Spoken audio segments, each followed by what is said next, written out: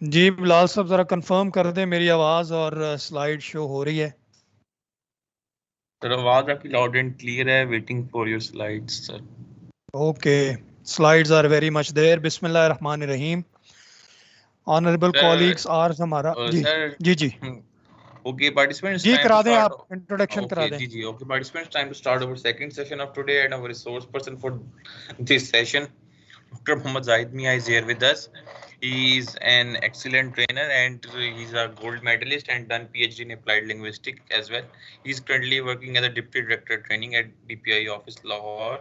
And over to you, sir. You can start the session. जी thank you very much. Sir, बिस्मिल्लाह your रहमान slides are रहीम। not visible, sir. Slides बाकियों को भी नज़र नहीं आ रही जी, कि एक को ही नहीं नज़र आ रही? काइंडली ज़रा बाकी लोग कंफर्म कर दें।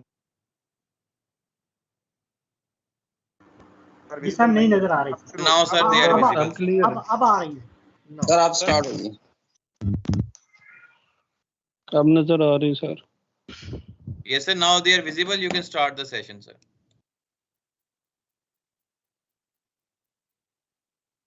सर आपका माइक म्यूट हो चुका है। Honourable colleagues, I hope you are hearing me. आज हमारा ये जो सेशन है इसके अंदर दो बड़े इम्पोर्टेंट डॉक्यूमेंट्स जो हैं जिनके ऊपर हमने बात करनी है। एक कॉन्डक्ट रूल्स हैं 1966 के, और दूसरा पीडा एक्ट जो कि इंतहाई अहम डॉक्यूमेंट है। चूँकि आप 19 में जाके प्रिंसिपल्स बनने वाले हैं, एडमिनिस्ट्रेटर बनने वाले हैं, तो डेफिनेटली वो डॉक्यूमेंट आपके लिए बहुत इंपॉर्टेंट है। पहला जो डॉक्यूमेंट है उसके बारे में हम बात करते हैं, that is Punjab government servants conduct rules 1966। और ये मैं आपको बता दूं कि ये रूल्स के हैं, ये नसीहतें हैं। और नसीहतें किसकी हैं?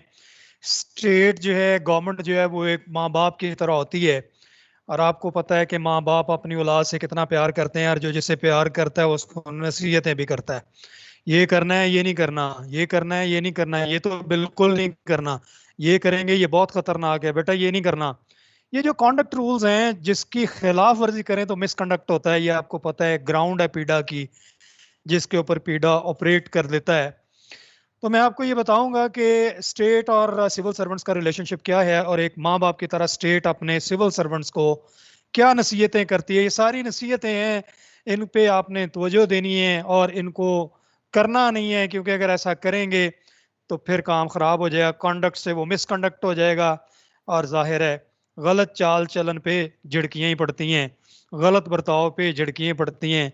रवैया मुनासिब ना किसी के साथ रखें तो फिर काम खराब ही होता है। तो कॉन्डक्ट का मतलब आपका तर्ज अमल, चाल, आपके ढंग, बर्ताव, रवैया। all these are synonymous words and they are used for the conduct of a civil servant. Of course, अगर गवर्नमेंट हमें तनख्वाह देती है तो फिर गवर्नमेंट हमसे कुछ तवक्को भी करती है माँ बाप की तरह, कि हम एटिकेट्स के ऊपर ख्याल करें और उनके मुताबिक हम चलें। तो ये मैं आपको जल्दी से बता दूंगा, चूंकि ये सिर्फ नसीहतें हैं कॉन्डक्ट रूल की शक्ल में, जो कि बहैसियत एक सिविल सर्वेंट आपने मोहतात रहना है इनके हवाले से। ठीक है, ये रूल सब के ऊपर अप्लाई करेंगे। जितने भी सिविल सर्वेंट्स हैं वो डेपुटेशन पे गए हों, कहीं भी वो काम कर रहे हों, उनके ऊपर ये एप्लीकेबल हैं। ठीक है, और फिर ये फैमिली के ऊपर भी एप्लीकेबल हैं, याद रखें। फैमिली क्या है? एक सिविल सर्वेंट की वाइफ, उसके बच्चे, उसके स्टेप चिल्ड्रन, ये सारे के सारे जो हैं। इसीलिए अब अक्सर लोग कहते हैं ना, ये प्रॉपर्टी मेरे नाम नहीं, मैं तो बीवी के नाम करवाई हुई है। तो जनाब ये बीवी जो है ये भी इसकी जद में आ जाएगी, बच्चे भी इसकी जद में आ जाएंगे। इसलिए एक गवर्नमेंट सर्वेंट की जो फैमिली है सारी की सारी liable to be accountability on the part of the government. अब मैं आपको एक और चीज़ बताऊं कि जेंडर के लिए लफ्ज़ ही यूज़ किया जाता है। अक्सर ख़वातीन कहते हैं तो ये ही लिखा हुआ है जी, ये तो सिर्फ डायरेक्शन मेल को है।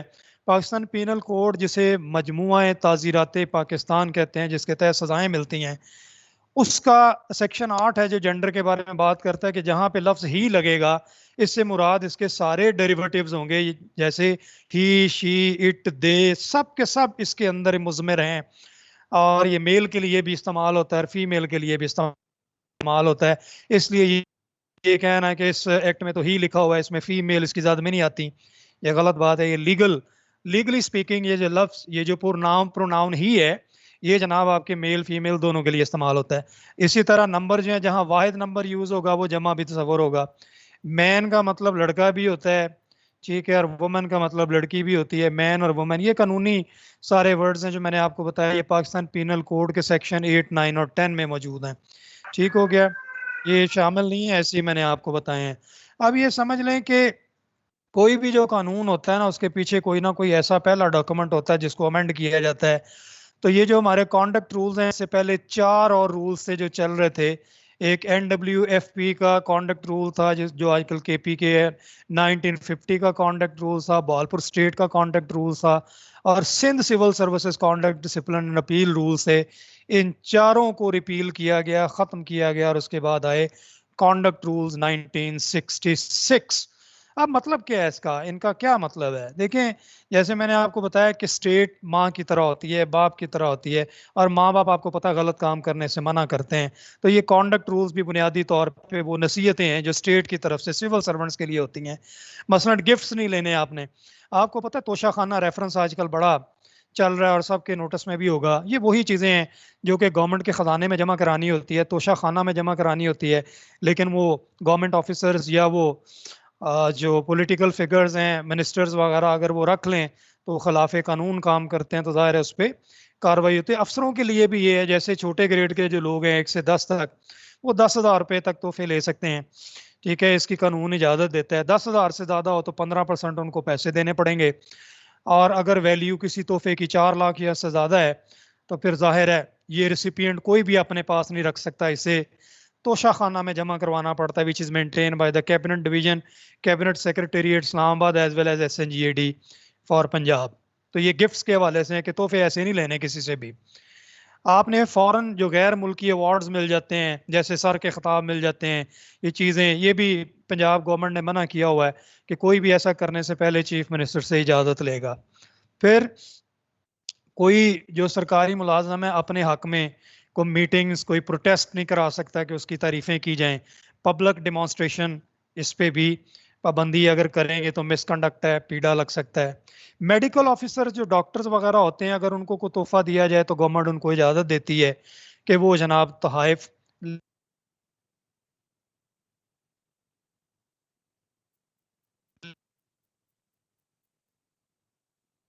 ले सकते हैं। जिनको सब्सक्रिप्शन यानी ये जो चंदा इकट्ठा करना शुरू कर देते हैं लोग, तो कोई भी गवर्नमेंट सर्वेंट जो है गवर्नमेंट की इजाजत के बगैर ये किसी किस्म का भी कोई चंदा इकट्ठा नहीं कर सकता। आपने इसका भी जहन में रखना है। ये सारी नसीहतें हैं गवर्नमेंट की तरफ से सिविल सर्वेंट्स को, जिन्हें कॉन्डक्ट रूल्स कहते हैं। आप किसी से उधार नहीं ले सकते, खास तौर पे वो बंदा जिसका आपके साथ ऑफिशियल ताल्लुक है, जिससे आपको फायदा ले सकते हैं या वो आपसे कोई फायदा ले सकता है, उससे आप उधार भी नहीं ले सकते ना उधार दे सकते हैं। फिर आपने अपनी प्रॉपर्टी को डिक्लेयर करना है।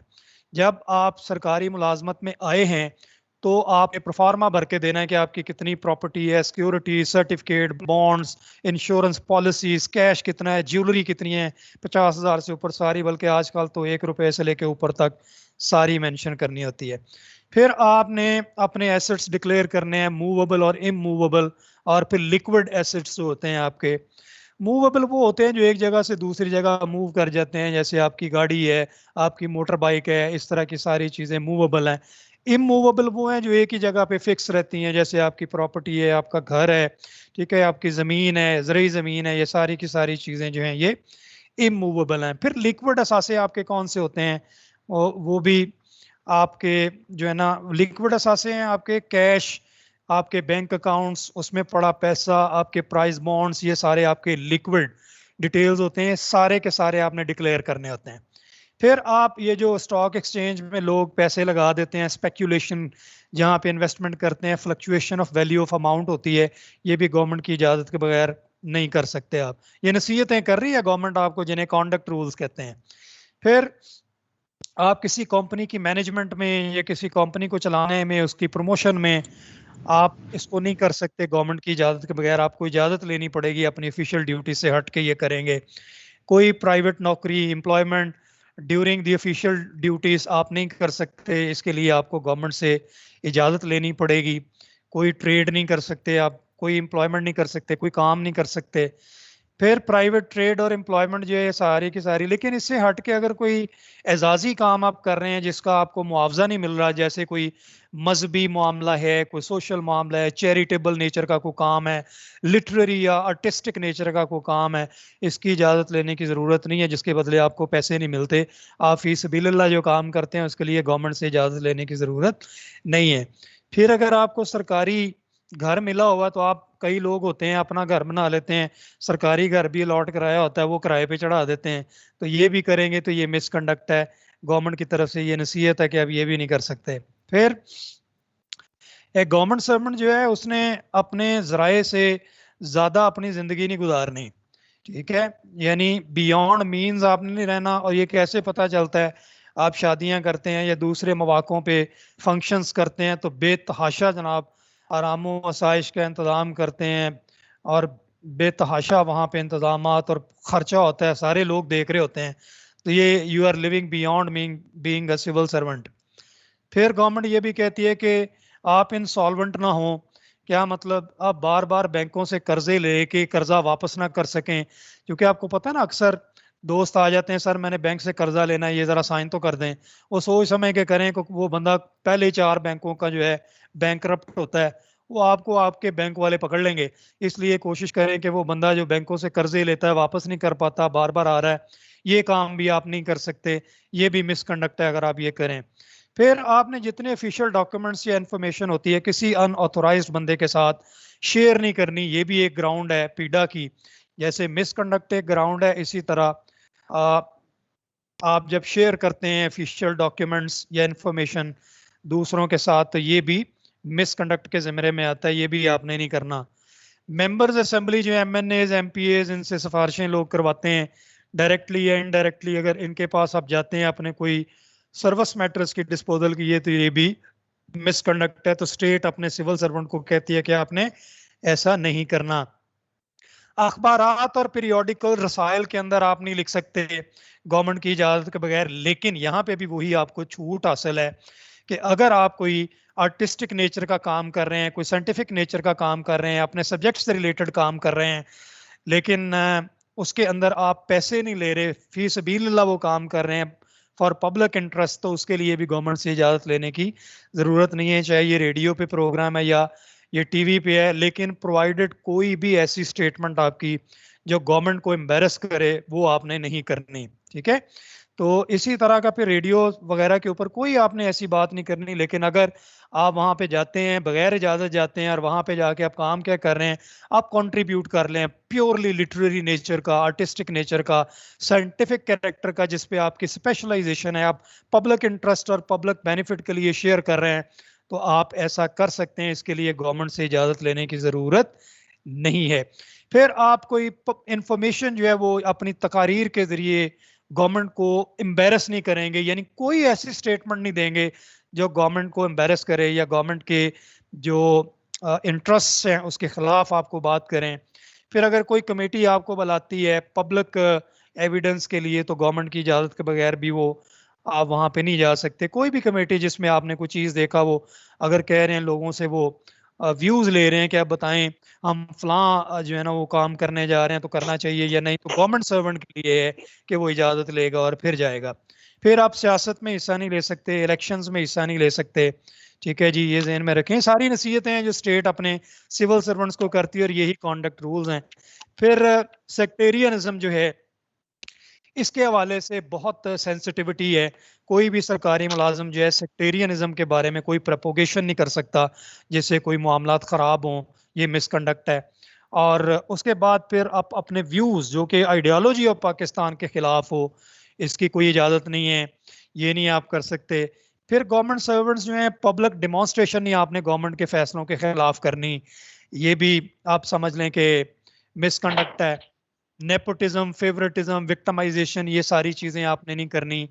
कोई भी ऐसी चीज़ जो willful abuse of your office हो वो आपने नहीं करनी, जैसे एम्बेरसमेंट टू द गवर्नमेंट हो, क्योंकि government being like the parents definitely we are actually directed to behave like gentleman and gentlewomen, ठीक है।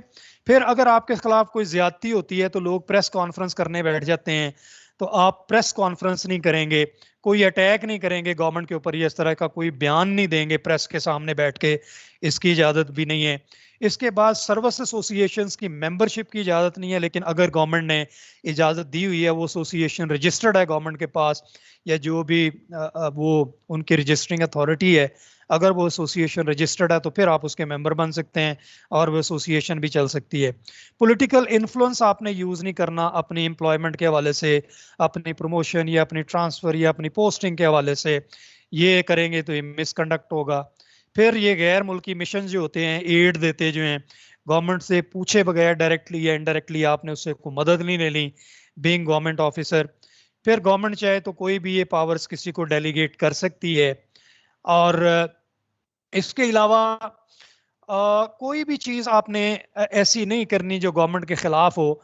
और फिर इवनिंग क्लासेस में हम जो पढ़ते हैं उसके लिए गवर्नमेंट से इजाजत लेने की जरूरत नहीं है, वो इवनिंग क्लासेस हों या फिर वो वीकेंड क्लासेस हों। इसके लिए अगर आप एमफिल या पीएचडी कर रहे हैं तो आपको गवर्नमेंट से इजाजत लेने की जरूरत नहीं है, प्रोवाइडेड आपका वो टाइम टेबल जहां आपने एडमिशन लिया है क्लियरली इस चीज को नोटिफाई कर रहा हो कि these are the evening classes and these are the weekend classes, तो उसके लिए गवर्नमेंट से इजाजत लेने की जरूरत बिल्कुल नहीं है। ठीक है, ये उसी के बारे में है। लेकिन अगर वो आपका पढ़ना गवर्नमेंट के मामलात में दखल अंदाजी करेगा, उसे आपकी ड्यूटी सफर करेंगी, तो फिर आपका हेड आपको वापस भी बुला सकता है। अब एक तो इसके हवाले से अगर आपके कोई भी क्वेश्चंस होंगे वो आपने नोट कर लेने। एक आपने रिसेंटली देखा है ना, गवर्नमेंट ने कॉन्डक्ट रूल निकाला है कि सोशल मीडिया के अंदर आपने हिस्सा नहीं लेना।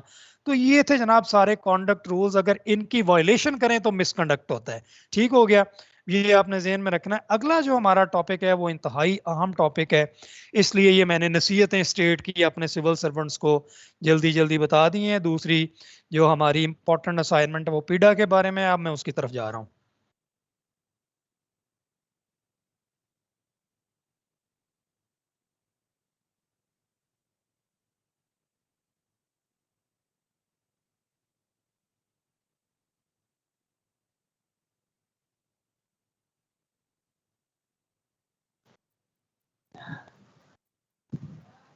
जी, तो ये हमारा बहुत ही इंपॉर्टेंट टॉपिक है। आपने नोट किया होगा कि नसीहतें मैंने आपको स्टेट के हवाले से बड़ी जल्दी जल्दी कर दी, उसको आपने जेहन में रखना है। अब जो असल चीज़ है जी वो है पीडा के बारे में मामला, जिनको हम तफसील से डिस्कस करेंगे और एंड पे मैं आपसे सवालात भी लूँगा कॉन्डक्ट रूल्स के हवाले से भी और पीडा के हवाले से भी। देखें, कोई भी जो, जैसे मैंने आपको बताया कि मैं स्लाइड रीडिंग नहीं करूँगा, ये सारी चीज़ें जो हैं ये गूगल में पड़ी हुई हैं, आप एक क्लिक करेंगे आपको ये पूरा डॉक्यूमेंट पीडा के ऊपर मिल जाएगा। लेकिन इसमें जो टेक्निकलिटीज इन्वॉल्व हैं वो आपको बताना मकसूद है, वो ध्यान से समझिएगा। लॉ की स्पिरिट ये है कि कोई भी जो सर्विस मैटर है उस वक्त तक कामयाबी से नहीं चल सकता जब तक वो किसी कानून के ताबे ना हो। आपने ये ज़हन में रखना है। सेटिस्फेक्शन तभी होती है, तो जैसे मैंने लास्ट लेक्चर में कहा था कि कोई भी चीज़ आपके सामने आए, दस्तखत करने हैं, पूछें किस कानून के तहत मेरे पास इख्तियार है मैं कर सकूं, पढ़े बगैर साइन नहीं करना, और जाते हुए चलते चलते जल्दबाजी में कभी किसी कागज चेक पे साइन नहीं करने। यही वो कानून है। अगर ऐसा होगा तो आपकी सर्विस सेटिस्फैक्ट्री है, वरना प्रॉब्लमेटिक है। ये मैं आज आपको बड़ी और एक मजे की बात बताने लगा हूं जो कि बड़ी प्रोडक्टिव है। ऑनरेबल कॉलीग्स, आप इसको ज़हन में रखिएगा कि the officers who know the rules they rule their offices. वो अफसरान जिनको कवानीन का पता होता है वो अपने अपने दफातर के बादशाह होते हैं। और आपको पता है बादशाह हुकूमत किया करते हैं, वो किसी के सबसर्विएंट नहीं होते। तो एक सरकारी अफसर कब हुकूमत करता है? जब कवानीन उसकी फिंगर टिप्स में हो, उसे हर चीज का पता हो, वो फैसला करने के लिए किसी का मोहताज ना हो। हाँ, हर सारी चीजों का बंदे को पता नहीं होता, अगर नहीं पता तो मशवरा तो दीवार से भी ले लेते हैं। तो कहीं फंस जाएं तो किसी अक्लमंद समझदार से मशवरा ले लेना चाहिए, फिर आगे चलना चाहिए।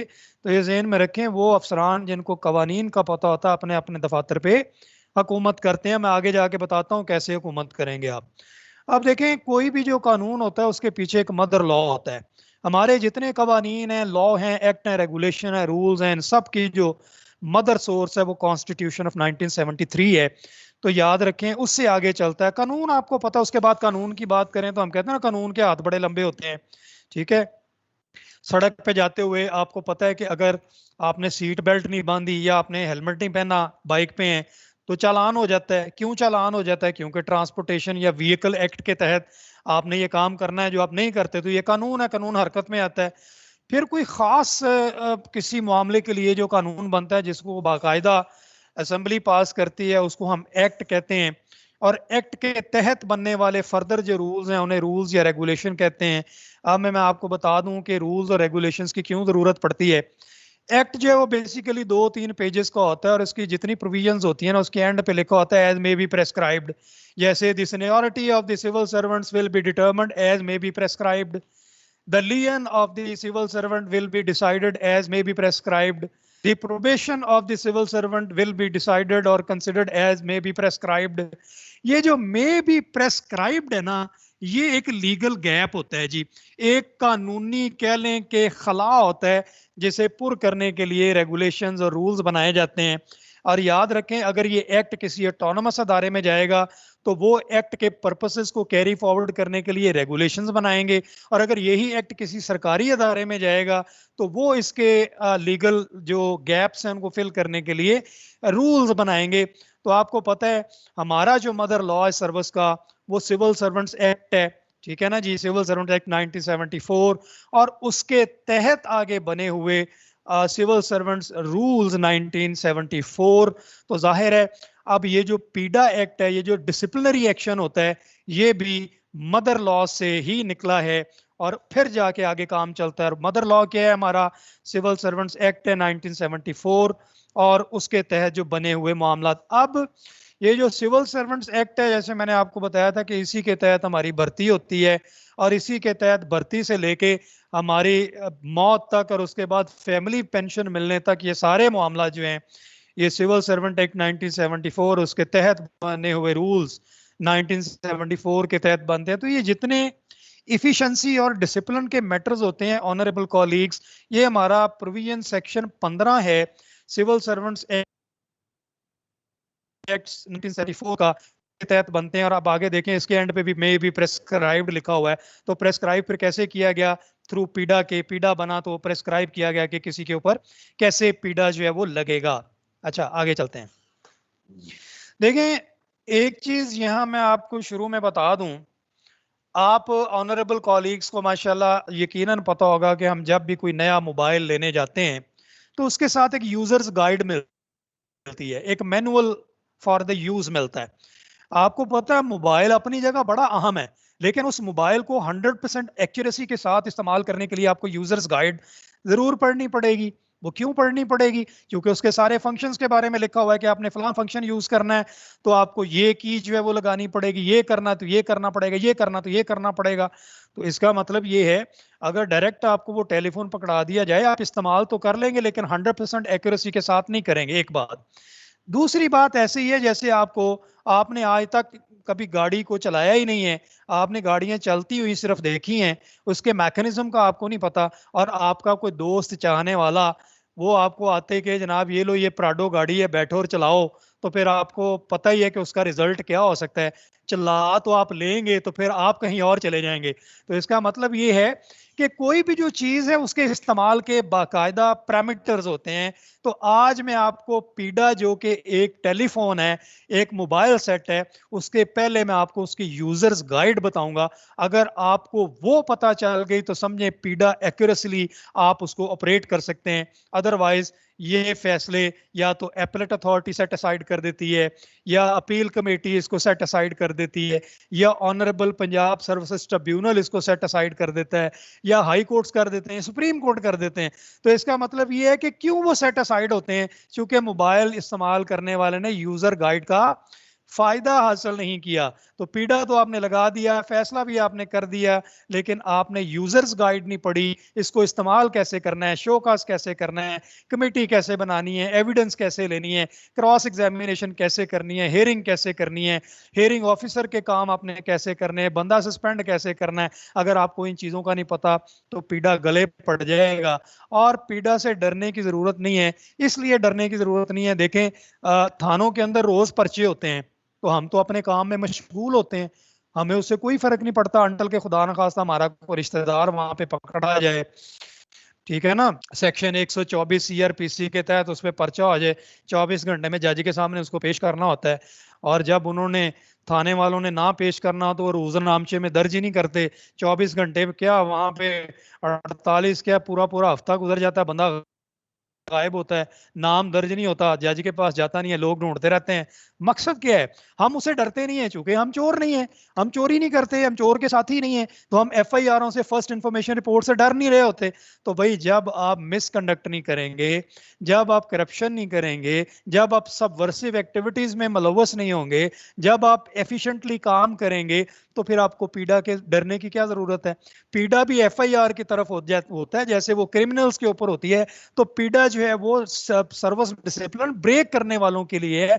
तो आप जैसे, हम जैसे जो ना की सेहत में काम करने वाले लोग हैं, हमें पीड़ा से डरने की क्या जरूरत है। लेकिन आपको पता है एफआईआर हैं तो झूठी भी हो जाती हैं, तो पीड़े भी झूठे लग जाते हैं। लेकिन इसका ये मतलब नहीं है कि उसको साबित भी करना होता है। आज मैं आपको वो बातें बताऊंगा कि पीड़ा लगा देना तो आसान है, पीड़ा साबित करना बड़ा मुश्किल है। और आज मैं आपको वो सारी चीजें बताऊंगा कि अगर झूठा भी को पीड़ा लगाएगा तो वो उस बंदे के गले पड़ जाएगा जो लगाएगा, लगने वाले के गले ये नहीं पड़ेगा। उसकी वजह कि आगे ऑनरेबल कोर्ट्स बैठे हुए हैं, गलत फैसले हो तो वहां जाके उनको चैलेंज कर दिया जाता है। देखिए फैसले पूरी दुनिया में होते हैं, आप दोस्तों में भी फैसले करते हैं, लड़ाइयां हो जाती हैं, फैमिलीज में भी फैसले करते हैं, लड़ाइयां हो जाती हैं, फैसले हो जाते हैं, आपके बच्चे लड़ पड़ते हैं, उनको आपने फैसला करना होता है, गवर्नमेंट के खिलाफ भी आप लिटिगेशन कर देते हैं, तो वहां पे भी फैसले होने होते हैं। तो देखिए पूरी दुनिया के अंदर फैसले होते हैं। तो पूरी दुनिया में यह महसूस किया गया कि जब फैसला इंसाफ हर जगह पे होना है, तो फिर कोई इंसाफ के ऐसे पैरामीटर सेट कर दिए जाएं, ऐसे सतून सेट कर दिए जाएं कि फैसला करने वाला, इंसाफ करने वाला फितरती तौर पर उन चीजों का इस्तेमाल करे, तो फैसला गलत ना हो, वो सेट असाइड ना हो, वो मॉडिफाई ना हो, उसे रद्दी की टोकरी में ना फेंक दिया जाए, कूड़े के ढेर पे ना फेंक दिया जाए। और अगर आप चाहते हैं कि आपके किए हुए इंसाफ और आपके किए हुए फैसले की वैल्यू हो, तो ऑनरेबल कोलीग्स, आज मैं अपने दोस्तों के साथ शेयर करता हूं कि वो कौन सी 4 चीजें हैं आप जिन पे अमल करें तो आप बेहतरीन इंसाफ कर सकते हैं। आए चलते हैं, वो देखते हैं पूरी दुनिया के अंदर कौन से वो सतून है। देखें, लातीनी जुबान, लातीनी एक्सप्रेशंस का बड़ा रोल है हमारे कानून के अंदर, हमारे लीगल सिस्टम के अंदर। तो जो पहला सतून है इंसाफ करने का वो है ओडी ऑल्ट्रम पार्टम। ये क्या होता है, इसका मतलब है nobody can be condemned and heard.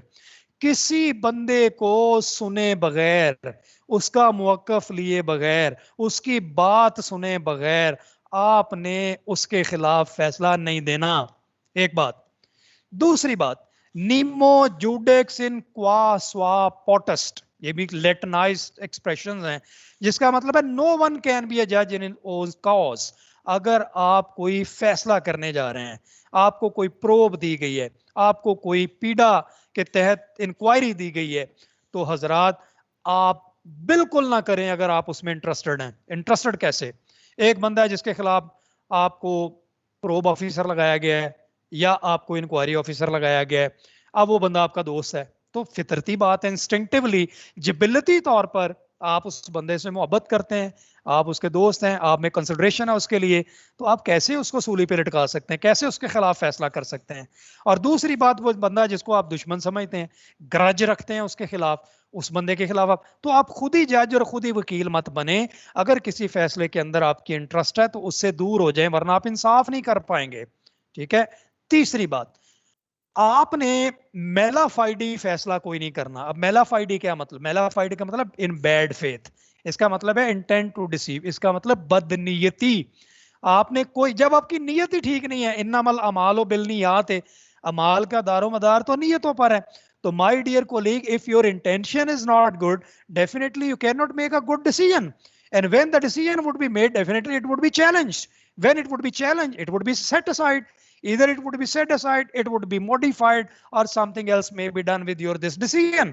तो इसका मतलब आपने बदनीयती पे मबनी कोई फैसला नहीं करना। और चौथी बात, आपने फैसला या इंसाफ करते हुए जिस बंदे के खिलाफ फैसला कर रहे हैं, जिस बंदे को इंसाफ दे रहे हैं, उस बंदे को पता होना चाहिए कि उसके ऊपर कौन सा इल्जाम लगा है। हम क्या करते हैं, हाँ भाई आपके खिलाफ इल्जाम है कि आपने कंप्यूटर चोरी किए हैं, चलो जवाब दो। कहता है सर मुझे ये मुझे वो मटेरियल तो दें। आप कह रहे हैं मैंने कंप्यूटर चोरी किया, मैं कह रहा हूं नहीं किया, मुझे सबूत दें जिसकी बुनियाद पे आप मेरे पे ये इल्जाम लगा रहे हैं ताकि मैं आपको जवाब दूं। इसका मतलब क्या हुआ कि जिस बंदे पे आप इल्जाम लगा है, जिस बंदे के खिलाफ आप इंसाफ कर रहे हैं, जिस बंदे को आप कोई फैसला करना है, उस बंदे को पता होना चाहिए कि उसके ऊपर जो इल्जाम है उसका मटेरियल क्या है। तो ये चार चीजें ऑनरेबल कॉलीग्स ये आपने याद रखनी है और ये जहन में रखें कि ये चारों चीजों का जिक्र पीडा में नहीं है। तो पीडा मोबाइल, ये यूजर गाइड, अब ये पीडा में नहीं है। जब तक आपको ये पता नहीं है फैसला कैसे कर सकते हैं। अब आगे चलते हैं, मजीद देखते हैं इसमें और क्या मामलात हैं। ये यूजर गाइड चल रही है अभी। सिविल सर्वेंट कौन होता है? कोई भी वो बंदा जो पंजाब गवर्नमेंट के मामलात को देख रहा है वो सिविल सर्वेंट होता है, ठीक है, वो एम्प्लॉय भी होता है। अब सिविल सर्वेंट कौन नहीं होता, मैं आपको ये बताता हूँ। वो बंदा जो डेपुटेशन पे है, डेपुटेशन आपको पता है 3 साल का होता है, फर्दर 2 साल गवर्नमेंट चाहे तो एक्सटेंड कर सकती है, टोटल 5 साल का होता है। अगर इसके बाद भी बंदा डेपुटेशन पे लगा रहे तो उसके खिलाफ मिसकंडक्ट की कार्रवाई हो जाती है। ठीक हो गया। डेपुटेशन क्या है? एक बंदा केपीके से पंजाब में है, पंजाब से केपीके में है, सिंध से पंजाब में है, पंजाब से बलूचिस्तान में है, ये डेपुटेशन है। आप अपने डिपार्टमेंट एचईडी से जाते हैं बोर्ड्स के अंदर डेपुटेशन के ऊपर, ठीक है, आप सिविल सर्वेंट नहीं रहते वहां जाके, जो उन्होंने कानून अडॉप्ट किया होगा उसके मुताबिक आपके खिलाफ कार्रवाई होगी। ठीक है, तो जो डेपुटेशन पे है सिविल सर्वेंट नहीं है, कॉन्ट्रैक्ट वाले सिविल सर्वेंट नहीं है, डेली वेजेस वाले सिविल सर्वेंट नहीं है, फंड्स पे चलने वाले नहीं है, जो वर्कमैन या वर्क लेबर होती है वो सिविल सर्वेंट नहीं है। तो इसका मतलब ये है कि ये जो कॉन्ट्रैक्ट वाले हैं ये सिविल सर्वेंट नहीं है, तो इन पे तो फिर पीड़ा नहीं लगेगा। तो अगर वो करप्शन कर दें तो फिर क्या होगा? जनाब वो सिविल सर्वेंट नहीं है लेकिन वो एम्प्लॉयज हैं। अब जेहन में रखें, एम्प्लॉयज कौन है? सारे कॉन्ट्रैक्ट वाले भी एम्प्लॉय होते हैं। ठीक है, इसका मतलब ये हुआ कि जो रेगुलर सर्वेंट है और जो कॉन्ट्रैक्ट वाले हैं दोनों एम्प्लॉय हैं, लेकिन कॉन्ट्रैक्ट वाला एम्प्लॉय तो है, सिविल सर्वेंट नहीं है। तो इसका मतलब ये कि हमारा पीडा जो है वो, जब आप पंजाब एम्प्लॉयज इफिशिएंसी वो लफ्ज यूज करता है एम्प्लॉय, उसमें सिविल सर्वेंट का लफ्ज नहीं है। तो इसका मतलब अगर वो लफ्ज एम्प्लॉय करता है और कॉन्ट्रैक्ट एम्प्लॉय है तो फिर पीडा कॉन्ट्रैक्ट वालों पे भी लगेगा। किस रूल के तहत लगेगा आगे जाके मैं आपको बताऊंगा, लेकिन मसला ये है कि कॉन्ट्रैक्ट वाले को वो सजाएं नहीं दी जा सकती सारी की सारी जो रेगुलर वालों को दी जा सकती है। मसलन उसकी पेंशन नहीं आप रोक सकते, मिसाल के तौर पे आप उसकी जनाब उसको कंपलसरीली रिटायर नहीं कर सकते, लेकिन आप उसको डिसमिस फ्रॉम सर्विस कर सकते हैं, आप उसको सेंश्योर कर सकते हैं, आप उसको पे की सजा दे सकते हैं, वगैरह वगैरह। तो ये याद रखिए, एक जो कॉन्ट्रैक्ट वाला है और जो रेगुलर एम्प्लॉय है, दोनों एम्प्लॉय तो होते हैं, कॉन्ट्रैक्ट वाला भी एम्प्लॉय है कॉन्ट्रैक्टी, लेकिन कॉन्ट्रैक्ट वाला जो एम्प्लॉय है वो सिविल सर्वेंट नहीं होता। चूंकि कॉन्ट्रैक्ट वाला सिविल सर्वेंट 1974 रूल्स के तहत भर्ती नहीं हुआ होता, बल्कि उसके तहत बनी हुई ये माइक काइंडली ऑनरेबल कोलीग्स बंद कर लें, ये बड़ा इंपॉर्टेंट टॉपिक्स है। अब आपको याद होगा कि मैं आपको बता चुका हूं, लास्ट लेक्चर में बताया था कि अपॉइंटिंग अथॉरिटी जो है वो अंडर सेक्शन 6 लगती है। ये प्लीज माइक ऑफ कर लें, किसी कोलीग का माइक ऑन है प्लीज बंद कर लें। अच्छा, जो अपॉइंटिंग अथॉरिटी है पीडा के सेक्शन 2 के तहत वही कॉम्पिटेंट अथॉरिटी है। और याद रखें, पीडा के तहत कार्रवाई, पीडा के तहत शोकास जारी करना, पीडा के तहत पर्सनल हियरिंग देना, इंक्वायरी का फाइनल ऑर्डर जारी करना, ये सिर्फ कॉम्पिटेंट अथॉरिटी कर सकती है और कोई नहीं कर सकती। ठीक हो गया, अब आगे चलते हैं।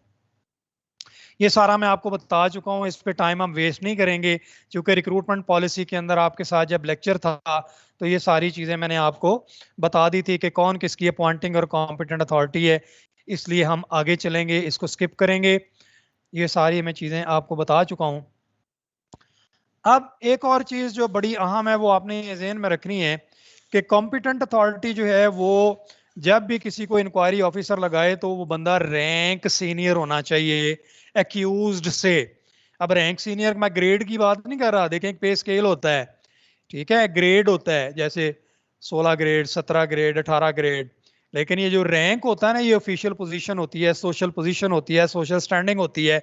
अब मैं आपको समझा देता हूँ ये रैंक का मतलब क्या है। देखें, सेक्रेटरी साहब जो हैं वो ग्रेड 20 के हैं, डीपीआई भी अगर ग्रेड 20 का है, तो इनमें वो दोनों ग्रेड तो बराबर के हैं। तो इसका मतलब ये है कि सेक्रेटरी साहब तो फिर डीपीआई अगर खुदा ना खास्ता कोई इस तरह का काम करते हैं बिकम एन एक्यूज, तो वो तो उनके फिर कॉम्पिटेंट अथॉरिटी नहीं हो सकते, ऐसा नहीं है। अब मैं आपको बताऊं रैंक सीनियर क्या होता है। देखें, एक जो एचओडी है उससे रैंक सीनियर कौन है? Vice principal. वाइस प्रिंसिपल से रैंक सीनियर कौन है? प्रिंसिपल। प्रिंसिपल से रैंक सीनियर कौन है? Deputy director colleges. Deputy director colleges से रैंक सीनियर कौन है? Director colleges. डायरेक्टर कॉलेजेस से रैंक सीनियर कौन है? DPI colleges. डीपीआई कॉलेजेस से रैंक सीनियर कौन है? सेक्रेटरी साहब। सेक्रेटरी साहब से रैंक सीनियर कौन है? चीफ सेक्रेटरी साहब। चीफ सेक्रेटरी साहब से आगे फिर सीएम साहब। इस तरह ये सारे मामला, ये रैंक हैं जी। इनको पोजीशन कहते हैं, ये ग्रेड नहीं है, आपने ज़हन में रखना है। तो एक्यूज से रैंक सीनियर होना चाहिए इंक्वायरी ऑफिसर या कॉम्पिटेंट अथॉरिटी जो भी नॉमिनेट होती है। अब अगली चीज ये है कि दो या दो बंदों से ज्यादा जब इंक्वायरी उनके ऊपर लगेगी तो उसे जॉइंट इंक्वायरी कहते हैं। अब जॉइंट इंक्वायरी जो है वो दो तरह की होती है। एक जॉइंट इंक्वायरी वो है जिसमें अपने ही महकमे के लोग होते हैं, मसलन कॉलेज के ग्रेड 4 का बंदा भी शामिल है, 11 का भी, 17 का भी, 18 का भी। तो इनकी जो कॉम्पिटेंट अथॉरिटी होगी, जो सबसे सीनियर इनमें एक्यूज होगा, उसकी जो कॉम्पिटेंट अथॉरिटी होगी वो सबकी कॉम्पिटेंट अथॉरिटी वो होगी।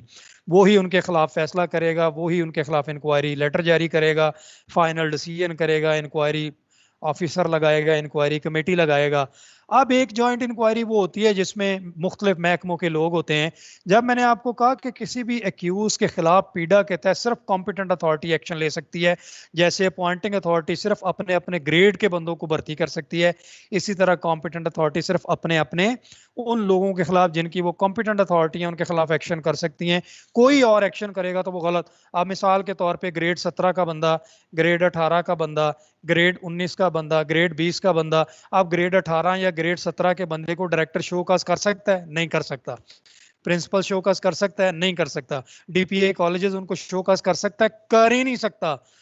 कौन शोकाज करेगा, कौन इंक्वायरी लगाएगा? जो कॉम्पिटेंट अथॉरिटी होगा। तो मैंने आपको बताया था ग्रेड 1 से लेके 3 तक प्रिंसिपल कॉम्पिटेंट अथॉरिटी है, 4 से लेके ग्रेड 15 तक डिप्टी डायरेक्टर अथॉरिटी है, उसके बाद ग्रेड 16, 17 और 18 की हमारे सेक्रेटरी साहब हमारी अथॉरिटी हैं, 19 से लेके ऊपर सबकी चीफ मिनिस्टर साहब अथॉरिटी हैं। तो सवाल ये पैदा होता है कि चीफ मिनिस्टर साहब, चीफ सेक्रेटरी साहब, सेक्रेटरी साहब, ये तो बहुत बिजी शख्सियात होती हैं, तो क्या सबके खिलाफ यही पीड़ा लगाएंगी, सबको शोकाज यही करेंगी?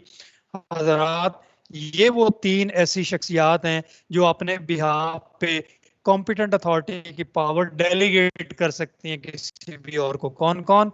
चीफ मिनिस्टर साहब किसी ये डेलीगेट कर सकते हैं, चीफ सेक्रेटरी साहब किसी सेक्रेटरी को डेलीगेट कर सकते हैं, और सेक्रेटरी साहब किसी भी ऑफिसर को अपनी ये पावर्स डेलीगेट कर सकते हैं कि वो हेयरिंग ऑफिसर के तौर पे काम करे या कॉम्पिटेंट अथॉरिटी के तौर पे काम करे। इनके अलावा कोई और ऑफिसर ये इख्तियार नहीं रखता कि वो अपनी ये पावर किसी और को डेलीगेट कर दे।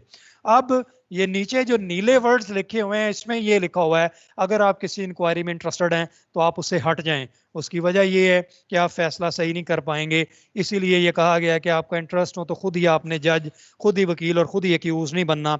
आगे आ जाएं, बड़ी अहम बात है, ये मैंने रैंक आपको बता दिया, ये ऑफिशियल पोजीशन होती है, और रैंक सारे मैंने गिन के भी आपको बता दिए हैं। रैंक सीनियर कौन होता है, ये वो सारे वही हैं। अब एक और चीज जो मैंने लास्ट टाइम भी आपको बता दी थी, ये याद रखें कि क्लास 4 के कोई मुलाजम नहीं होते। क्लास 4 के मुलाजम 1974 के 3 जुलाई 1974 के खत्म हो गए हैं। अब आपने क्या करना, ना कोई गजेटेड ऑफिसर है ना कोई नॉन गजेटेड ऑफिसर है, अगर कहीं ये लिखा जाता है तो गलत है। आप ग्रेड 1 से 15 तक सारे ऑफिशियल्स होते हैं, ग्रेड 16 से 22 तक सारे ऑफिसर्स होते हैं। ये नोमेनक्लेचर ऑनरेबल कोलीग्स आपने याद रखना है।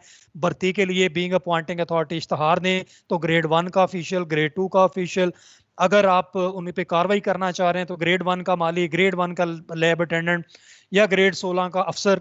क्योंकि जितने लोग 16 से 22 तक हैं सारे ऑफिसर्स होते हैं, और 1 से 15 तक सारे ऑफिशियल होते हैं। ये फाइनेंस डिपार्टमेंट का भी फैसला है, ये रेगुलेशन डिपार्टमेंट का भी फैसला है। अब मैं आपको मोबाइल की मिसाल दे रहा था, तो आपको पता है हर साल नए मोबाइल, क्या हर महीने नया मोबाइल आ रहा होता है। क्यों आता है? क्योंकि उसके अंदर नए फंक्शंस आ जाते हैं, नई फैसिलिटीज आ जाती हैं, पिक्सल कैमरे के ज्यादा बढ़ जाते हैं, स्टोरेज ज्यादा होती है, कहते हैं बैटरी टाइम बड़ा अच्छा है, इसमें जनाब इतने हजार नंबर आप जो है वो सेव कर सकते हैं। तो ये जितने लीगल डॉक्यूमेंट्स होते हैं ना माय डियर, ये भी रिप्लेस होते रहते हैं, इंप्रूव होते रहते हैं। क्यों होते हैं? क्योंकि इनमें कुछ ग्रे एरियाज होते हैं, कुछ इसमें खामियां, कुछ लीगल लकूनास रह जाते हैं, जिसकी वजह से ये मामलात होते हैं।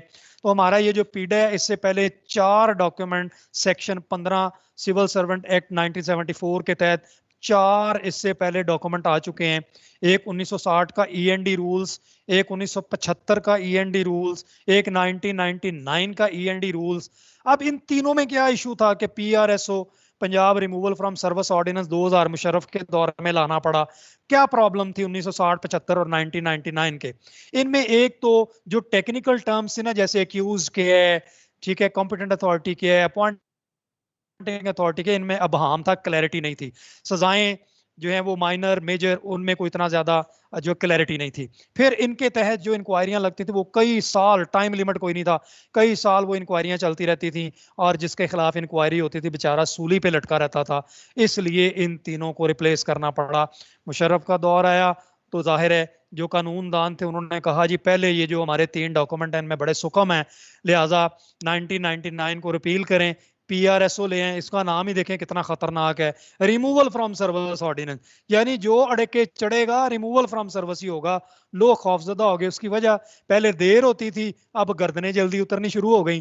क्या मतलब, जो बंदा कोई करता था, कोई ग्राउंड ऐसी करता था, उसके ऊपर पीआरएसओ लग जाता था और तेज तेज फैसले हो रहे थे। आपको पता है जब आप फैसले तेज तेज करते हैं तो फिर आप नेचुरल जस्टिस के 4 जो आपको मैं सतून बता के आया हूं वो वायलेट हो जाते हैं। क्या मतलब, लोगों ने फैसलों को अदालतों में चैलेंज करना शुरू कर दिया कि जनाब मुझे तो सुना ही नहीं गया, मुझे तो पर्सनल हियरिंग नहीं दी गई, मैंने जो रिकॉर्ड मांगा था मुझे तो वो रिकॉर्ड नहीं दिया गया, मेरे खिलाफ इसके जो प्रोविजन है उसके तहत कार्रवाई नहीं की गई, मुझे पूरा वक्त नहीं दिया गया, और ऑनरेबल कोर्ट्स उसको सेट असाइड कर देते थे। फिर जनाब बारी आई पीडा की, और जो ऊपर 4 डॉक्यूमेंट्स हैं, ऑर्डिनेंस दायर है, प्रेसिडेंट जारी करते हैं और सूबे के अंदर गवर्नर साहब करते हैं जब असेंबली या पार्लियामेंट सेशन में नहीं होते, ठीक है। ये 6 माह के लिए होता है और फिर 6 हफ्तों के अंदर इसके ऊपर कानून साजी करके जब असेंबली आती है तो फिर वो एक्ट का नाम उसको दे दिया जाता है। आपको पता है कोई भी जो एक्ट होता है पहले ये बिल होता है, ये बिल पेश होता है असेंबली में, इस पर डिबेट होती है, डिबेट होने के बाद मुतल्लिका कमेटी को चला जाता है, कमेटी अपनी रिकमेंडेशंस दे देती है, फिर असेंबली इसको अप्रूव कर देती है, फिर जनाब ये इसको लागू कर दिया जाता है। लेकिन ऊपर जब आप जाएं तो ऊपर असेंबली इसको डिबेट करती है, कमेटी को भेजती है, वो उसकी रिकमेंडेशन देती है, फिर पार्लियामेंट में जाता है, फिर प्रेसिडेंट अगर इसको असेंट दे दें तो ये एक्ट बन जाता है। तो ठीक हो गया, एक्ट और ऑर्डिनेंस में ये फर्क है। अब 2006 के अंदर फिर डॉक्यूमेंट आया जी पीडा, पंजाब एम्प्लॉयज। अब देखें इसमें लफ्ज एम्प्लॉई है और कॉन्ट्रैक्ट वाला एम्प्लॉई होता है, वो सिविल सर्वेंट नहीं है, इसलिए उसके ऊपर एप्लीकेबल है। ये उसके ऊपर भी अगर वो कोई मिसकंडक्ट करे, ग्रेव मिसकंडक्ट करे, एम्बेजलमेंट करे, करप्शन करे तो उसके ऊपर भी ये लग जाएगा। ये यूजर्स गाइड को जरा अच्छी तरह से समझ लें, पीडा खुद ही समझ आ जाएगा क्योंकि वो डॉक्यूमेंट सारा ऑनलाइन पड़ा हुआ, वो तो आप पढ़ भी सकते हैं लेकिन वो मैं बताऊंगा भी आपको। अच्छा, फिर ये था इसका जी Punjab employees efficiency discipline and accountability. इसका क्या मतलब है, सर्विस मैटर को बेहतर किया जाए, सर्विस डिलीवरी को बेहतर किया जाए इन पब्लिक इंटरेस्ट। क्या मतलब, पब्लिक इंटरेस्ट में जिन लोगों को पब्लिक के पैसा मिलता है, गरीब आदमी के पैसे से तनख्वाहें मिलती हैं, उनकी इफिशिएंसी, अहलियत, उनका डिसिप्लिन, नज़्म नस्क और उनकी अकाउंटेबिलिटी, और उनको जनाब जो कानून के सामने जवाबदेह बनाना, ये सारे काम जो हैं इनके हैं। अब ये मैं आपको बता चुका हूं कि पहले जो 3 ईएनडी रूल से देर बड़ी होती थी, इसलिए उनको रिप्लेस करके क्या किया गया, पीआरएसओ, उसमें फिर तेज तेज फैसले होने शुरू हो गए, उसको भी रिप्लेस किया गया और पीडा एक्ट आ गया जो स्टिल इन वोग है। अब हम मजीद आगे चलते हैं कि उसके पीछे पीडा की जरूरत क्यों पड़ती है। देखें, कुदरत का ये कानून है कि जो लोग अच्छा काम करते हैं उनको उसकी जजा मिलती है और जो बुरे काम करते हैं उनको उसकी सजा मिलती है। अब एक जो सरकारी मुलाजिम है उसे गरीब आदमी के पैसे से तनख्वाह मिलती है, तो कोई भी जो सिविल सर्वेंट जिसको गरीब आदमी के पैसे से, पब्लिक मनी से पैसा मिलता है, अगर वो कोई गलत काम करेगा तो फिर उसको, उसके डिसिप्लिन को, उसकी इफिशिएंसी को, उसको अकाउंटेबल बनाने के लिए कोई डॉक्यूमेंट चाहिए, तो फिर पीडा जो है उसको लाया गया। अब ये भी ज़हन में रख लें कि पीडा का मतलब ये नहीं है कि बंदे टांग दो, सजा दे दें बंदों को, नहीं। कोई भी जो इंक्वायरी रूल होता है ना, that is actually reformative in nature. इसका मतलब होता है इस्लाह करना, और ये प्यूनिटिव नहीं होता, सजा देने के लिए नहीं होता कि जो पकड़ा गया उन्हें सजा ही देनी है, ये इस्लाह के लिए होता है। और इस्लाह किसकी, अब आपको पता चल गया कि हम ये काम करेंगे तो सजा मिलेगी, ये काम नहीं करेंगे तो पीडा से हमारा क्या ताल्लुक है, दूर दूर का। तो 5 टोटल आज तक ये लीगल डॉक्यूमेंट्स आए हैं, जिनमें 3 ईएनडी रूल्स हैं, एक ऑर्डिनेंस है, और जो आखिरी जिसका आज हम जिक्र कर रहे हैं वो एक्ट है। अब सवाल ये पैदा होता है कि ये पीडा कब ऑपरेटिव होता है, दो बातें हैं ऑनरेबल कोलीग्स याद रखें। पहली बात, आपके अपने इल्म में है कि किसी बंदे ने कुछ जुर्म किया है, और दूसरा ये कि कोई आपके इल्म में लाया कि फलां बंदे ने ये जुर्म किया है। ये दो ही बेसिक सोर्सेज हैं जिससे आप प्रोब भी लगाते हैं और जिससे आप पीडा भी लगाते हैं। और ये ज़हन में रखिए कि प्रोब और पीडा में फ़र्क क्या है। ऑनरेबल कोलीग्स, आज ये मैं आपको बता दूं, बंदे पे प्रोब लगती है, लो हम कहते हैं लो ये तो इंक्वायरी लग गई है। प्रोब एक अनऑफिशियल इन्वेस्टिगेशन है, गैर सरकारी तफ्तीश है। ये फैक्ट फाइंडिंग होती है, इसमें सिर्फ देखना होता है कि किसने क्या किया है। ये सेम ग्रेड का बंदा, सेम रैंक का बंदा भी कर सकता है। इसमें सिंपली आपने बताना है कि कोई जुर्म हुआ है कि नहीं हुआ। जब जुर्म नहीं हुआ तो आप कहते हैं जी बंदे को छोड़ दें, इसने जुर्म ही नहीं किया। अगर जुर्म हुआ तो आप फिर अपनी रेकमेंडेशन होते है, ये रेकमेंडेटरी है, आप रेकमेंडेशन देते हैं कि इसके खिलाफ पीड़ा लगाएं, मजीद कार्रवाई की जरूरत है, तो फिर पीड़ा लगता है।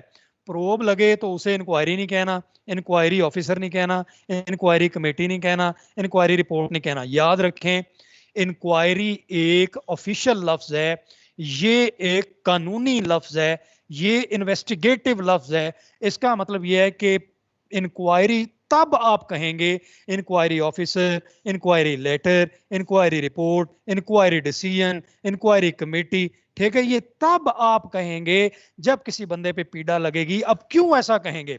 क्योंकि पीड़ा बुनियादी तौर पे एक सिविल कोर्ट की कार्रवाई है, ये पीड़ा कहता है, और एक इंक्वायरी ऑफिसर सिविल जज होता है, इसलिए ये ऑफिशियल इन्वेस्टिगेशन है। तो आप प्रोब के साथ इसको गड़बड़ नहीं आपने करना, वहां सिर्फ रिकमेंडेशन होती है। सेम रैंक का बंदा कर सकता है, सेम ग्रेड का बंदा कर सकता है। इंक्वायरी में ऐसा नहीं होता, यहां पे रैंक सीनियर होता है बंदा। ये फिर सिविल कोर्ट की इंक्वायरी है, सिविल जज की इंक्वायरी है। इसलिए आपने इंक्वायरी को जब पीड़ा लगे तो इसको इंक्वायरी कहना है, और इंक्वायरी भी आई वाला, ई वाला इंक्वायरी का लफ्ज यूज नहीं करना, वो सिर्फ होता है किसी से पूछना। I inquired about his health, मैंने उसकी सेहत के बारे में पूछा, लेकिन I conducted an inquiry against him. तो ये जब कंडक्टेड एन इंक्वायरी आएगा तो आई वाला इंक्वायरी आएगा, ये भी आपने याद रखना है। प्रोब में और इंक्वायरी में ये फर्क है। इंक्वायरी कब कहना? जब पीड़ा लगे। पीड़ा से पहले कुछ भी आप कर रहे हैं तो वो प्रोब है, प्रोब रिपोर्ट है, प्रोब ऑफिसर है, प्रोब कमेटी है, ठीक है ना जी। ये चीजें आपने जेहन में रखनी है। अभी ये मैं आपको यूजर्स गाइड बता रहा हूं, ये आई वाली इंक्वायरी आपने लगानी है, ई वाली नहीं। अब फिर अगला सवाल ये है कि जब एक इंक्वायरी ऑफिसर जो लगा लेते हैं तो इंक्वायरी कमेटी लगाने का क्या फायदा है? Honourable colleagues, let me make it clear that there is hell of difference between these two appointments. पहली बात ये है, इंक्वायरी ऑफिसर हम तब लगाते हैं जब मामला बड़ा सीधा होता है। अब देखें, सीधा मामला का क्या मतलब है? बंदा गैर हाजिर है, मामला बड़ा सीधा सा है, ठीक है। आप इस बंदे ने इसके साथ बदतमीजी की है, सीधा सा मामला है, इसको डिटरमिन करना है। लेकिन अगर आ जाए कि इस बंदे ने गबन किया है, इसने सरकारी रिकॉर्ड में खुर्द-बुर्द की है, सरकारी पैसों में खुर्द-बुर्द की है, करप्शन की है, एम्बेजलमेंट की है, मिस अप्रोप्रिएशन की है, अकाउंट्स के खाते इसने जो है वो इधर उधर कर दिए हैं, तो ये कौन करेगा? जो एक्सपर्ट होगा। कमेटी कब बनती है? जब मामला टेक्निकल हो। टेक्निकल क्या है? वो सारी चीजें जो आम बंदे को पता नहीं होती, तब हम इंक्वायरी कमेटी लगाते हैं, और जब मामला सीधा सा हो तो हम इंक्वायरी ऑफिसर लगाते हैं। अब सवाल ये पैदा होता है कि अगर कोई एक कानून किसी पे लागू, मतलब पीड़ा हम लगा रहे हैं, तो बहुत सारी ऐसी चीजें जो पीड़ा में एक्सप्लेन्ड ही नहीं है। जैसे मैंने शुरू में आपको बताया कि नेचुरल जस्टिस के जो 4 पिलर होते हैं, ये पीड़ा में कहीं नहीं लिखे हुए, आपको पता होना चाहिए। अब अगली इंपॉर्टेंट बात ये है कि चार्ज जो इल्जाम होता है, देखें ये सारा पीड़ा चलता किस चीज पे है? इल्जाम पे। प्रोब किस पे चलती है? इल्जाम पे। अब मुझे ये बताएं कि पूरा जो पीड़ा का डॉक्यूमेंट है, कहीं नहीं लिखा हुआ कि इल्जाम के इंग्रेडिएंट्स क्या होते हैं। जब आप किसी पे कोई कोई ऑफेंस या एलिगेशन या कोई चार्ज लगाते हैं, तो वो चार्ज मुकम्मल कब होता है? ऑनरेबल कोलीग्स, 90% ऐसे केसेस होते हैं जो जनाब अदालत तक क्या जाना होता है, एपलेट अथॉरिटी तक जाते जाते ही वो कहते हैं कि आपने तो इल्जाम ही ठीक नहीं लगाया हुआ, ये जेनेरिक है, ये तो जनरल है, इससे तो कुछ साबित ही नहीं हो रहा, तो आप अपने इल्जाम रीफ्रेम करके भेजें। तो कितना टाइम उसमें जाया हो जाता है। अब ये पीडा में नहीं है, तो फिर हम क्या करेंगे? ऑनरेबल सुप्रीम कोर्ट ने एक फैसला दिया था 2019 में, ठीक है जी। और ये जो फैसला दिया था, इसमें उन्होंने ये कहा था कि अगर किसी एक कानून के अंदर किसी चीज की इंटरप्रिटेशन ना हो, उसकी एक्सप्लेनेशन ना हो, उसके मीनिंग समझ में ना आ रहे हो, तो आप उसी जैसे, उसी नेचर के, उसी से कोई कनेक्टेड जो कोई लॉ है उससे आप मदद ले सकते हैं। तो इसके तहत फिर हमने मदद ली ये बताने के लिए कि चार्ज क्या होता है, इल्जाम क्या होता है। ऑनरेबल कुलीग, इल्जाम ये होता है कि जब हम किसी के ऊपर फॉर्मली एक रस्मी तौर पे किसी को कह देते हैं कि आपने जुर्म किया है, उसको हम चार्ज कहते हैं। तो क्या ये काफी है किसी बंदे को कहना कि तुमने गमला तोड़ दिया है, ये इल्जाम काफी है?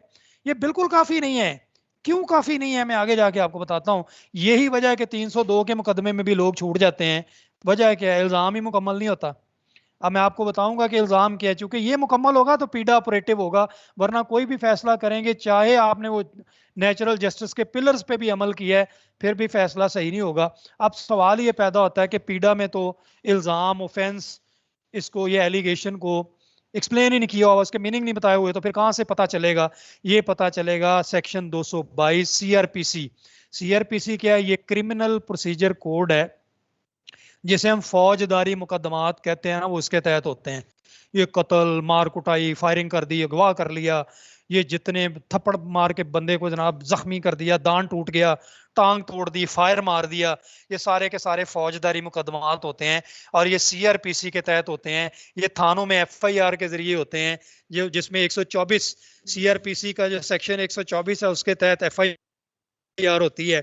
उसी का सेक्शन 222 है जो ये कहता है, और इसके हवाले ऑनरेबल सुप्रीम कोर्ट ने कई डिसीजंस के अंदर दिए हैं, जो मैं आपको दिखाता भी हूं कि एक इल्जाम जो है उसमें कौन कौन से इंग्रेडिएंट्स मैक्सिमम होने चाहिए। अगर कोई उसमें एक आध कम भी हो जाए तो कोई मसला नहीं, लेकिन ये सारी चीजें जरूर होनी चाहिए। कौन सी? इल्जाम में सबसे पहली बात है वक्त का तयन। अब मैंने आपको कहा कि अगर आप कहते हैं इसने गमला तोड़ा तो ये इल्जाम नामुकम्मल है। गमला उसने कब तोड़ा है? वक्त से बाहर निकल के को किया है? वो कोई रोबोट है कि 24 घंटे के टाइम से बाहर निकलने उसने काम कर दिया? टाइम डिटरमिन नहीं हो सकता। वक्त of the offence, time of the offence, गुनाह किस वक्त किया, एक बात। दूसरी बात, गमला किसी जगह पे टूटा है ना क्या कोई ऐसा काम है कि जो किसी जगह से हटके हो? जगह कहां गमला तोड़ा है? तीसरी बात, किस बंदे ने उसको देखा है? ठीक है, गवाह भी तो चाहिए ना। और फिर अगली बात, एक चीज आपने बताई उस इल्जाम में, गमला तोड़ा। ये चार चीजें किसी भी ऑफेंस के लिए इंग्रेडिएंट्स होती हैं, time, place, person and thing. ये चारों चीजें बड़ी जरूरी हैं। ये अगर हो तो आपका चार्ज मुकम्मल है, इल्जाम मुकम्मल है। फिर आप फैक करेंगे तो फिर फैसला आपका बड़ा जबरदस्त होगा। तो किसी के ऊपर भी आपने, अगर कोई आपका सबऑर्डिनेट इल्जाम लेके आता है, आप इन चार चीजों को देखें, क्योंकि यही वो चीजें हैं जिनकी बुनियाद पे ऑनरेबल कोर्ट्स फैसलों को रद्दी की टोकरी में फेंक देती हैं। अब ऑनरेबल सुप्रीम कोर्ट ने भी ये कहा है कि चार स्पेसिफिक होना चाहिए और कॉम्प्रिहेंसिव होना है। इन दोनों का क्या मतलब है? कि उनमें वो चार इंग्रेडिएंट्स में से मैक्सिमम इंग्रेडिएंट्स मौजूद होने चाहिए, तो वो स्पेसिफिक और कॉम्प्रिहेंसिव होता है।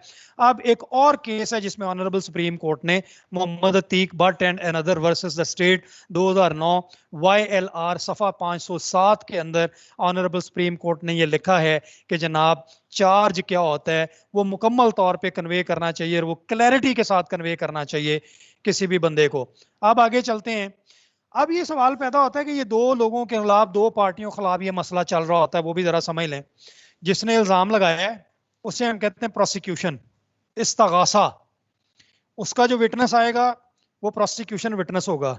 उसकी तरफ से जो आएगी एविडेंस आएगी वो प्रोसिक्यूशन एविडेंस होगी, जिसे एग्जीबिशन 1 कहते हैं, यानी सबूत 1, सबूत 2, सबूत 3।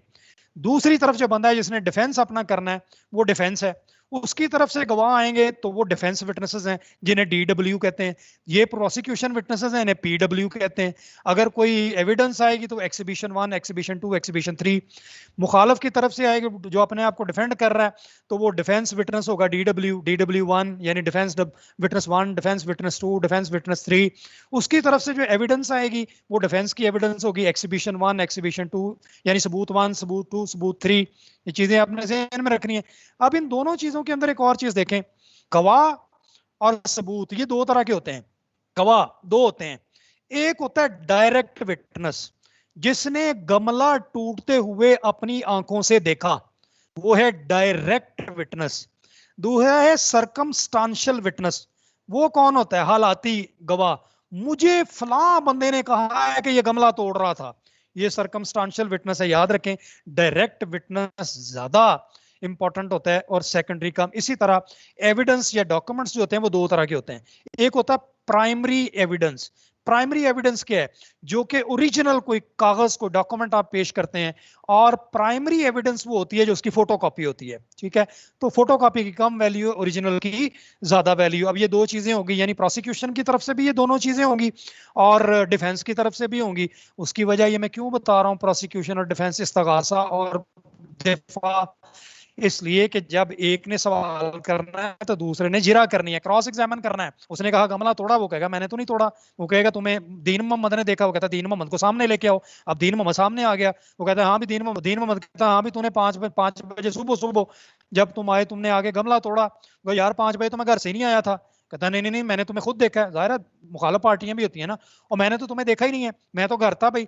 अगर तुम कहते हो 5 बजे मैंने तोड़ा है, तो गेट पे भी कैमरे लगे हुए हैं, रास्ते में भी 6 कैमरे लगे हुए हैं, मुझे किसी एक कैमरे में दिखाओ 5 बजे मैं कॉलेज के अंदर था। तो इसे कहते हैं जिरा। वो जब ये कहेगा, जिरा का मतलब क्या होता है? मुखालिफ पार्टी के गवाह का कॉन्फिडेंस शेक कर देना, उसको झटका लगा देना कि तू जो कह रहा है वो झूठ है। उसे कहते हैं क्रॉस एग्जामिनेशन। इसलिए क्रॉस एग्जामिनेशन जो ये की जाती है। अब आगे चलते हैं। अब देखिए, जिसने इल्जाम लगाना है उसने साबित भी करना है। ये अब पीडा नहीं कहता, पीडा नहीं बताता, तो ये कौन बताएगा? कानून शहादत ऑर्डर 1984 उसका सेक्शन 117 वो ये कहता है जो इल्जाम लगाएगा वो साबित भी करेगा।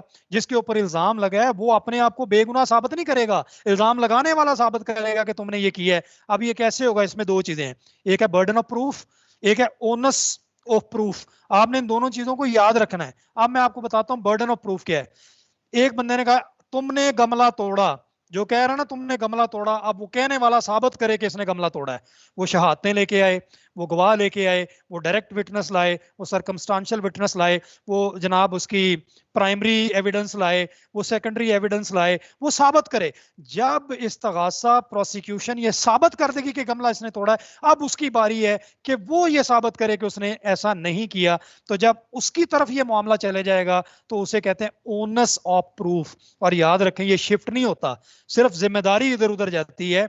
बर्डन ऑफ प्रूफ का मतलब है जो इल्जाम लगाएगा वो साबित भी करेगा, और जब वो साबित कर लेगा तो फिर अगला बंदा उसको रिबट करेगा, फिर वो ओनस ऑफ प्रूफ होगा। इसे ओनस प्रोबंडी भी कहते हैं, याद रखें। ओनस प्रोबंडी और बर्डन ऑफ प्रूफ का एक ही मतलब है, जो इल्जाम लगाएगा वो साबित करेगा। बर्डन ऑफ प्रूफ का मतलब जो इल्जाम लगाने वाला वो साबित करे, और ओनस ऑफ प्रूफ का मतलब है जब वो साबित कर ले दूसरे की बारी आएगी, वो कहे ये झूठा है, तब वो क्रॉस एग्जामिनेशन में सारा कुछ होगा। आगे मैं आपको वो सेक्शन दिखाता हूं जिसके तहत जो किसी के ऊपर इल्जाम लगाएगा वो साबित भी करेगा। ये है बर्डन ऑफ प्रूफ, सेक्शन 117 जिसका मैं जिक्र कर रहा था, ठीक है। अब बर्डन ऑफ प्रूफ कभी शिफ्ट नहीं होता, और बर्डन ऑफ प्रूफ आपने कैसे साबित करना है? आप इल्जाम लगा रहे हैं ना इसने गमला तोड़ा है, you will prove that he has broken this flower pot and this should be beyond reasonable doubt. कोई शक ना रहे कि गमला इसने नहीं तोड़ा, बियॉन्ड रीजनेबल डाउट। याद रखिए ये सारी चीजें। अब ऐसे ही, अब जब हम पीडा की बात करते हैं तो उसमें इंक्वायरी ऑफिसर और इंक्वायरी कमेटी जो है ना उसको सिविल जज का इख्तियार होता है। ये देखें, ये सेक्शन 11 है, ये कहता है कि सिविल कोर्ट जो कि सूट कर रहा है कौन सा? Code of civil procedure. देखिए हमारे पास हमारे कानून के अंदर 3 बड़ी अहम चीजें हैं। एक क्रिमिनल प्रोसीजर कोड जिसे हम सीआरपीसी कहते हैं, जिसके तहत एफआईआर होती हैं।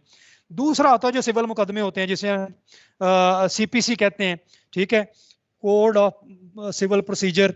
ये होता है जो ये जो हमारी प्रॉपर्टी के मामला होते हैं, बाकी सारी चीजें होती हैं सिविल कोड में चलते हैं। और तीसरे नंबर पे होता है पीपीसी, पाकिस्तान पीनल कोड, मजमुआ ताजीरात पाकिस्तान, जिसके तहत सजाएं होती हैं।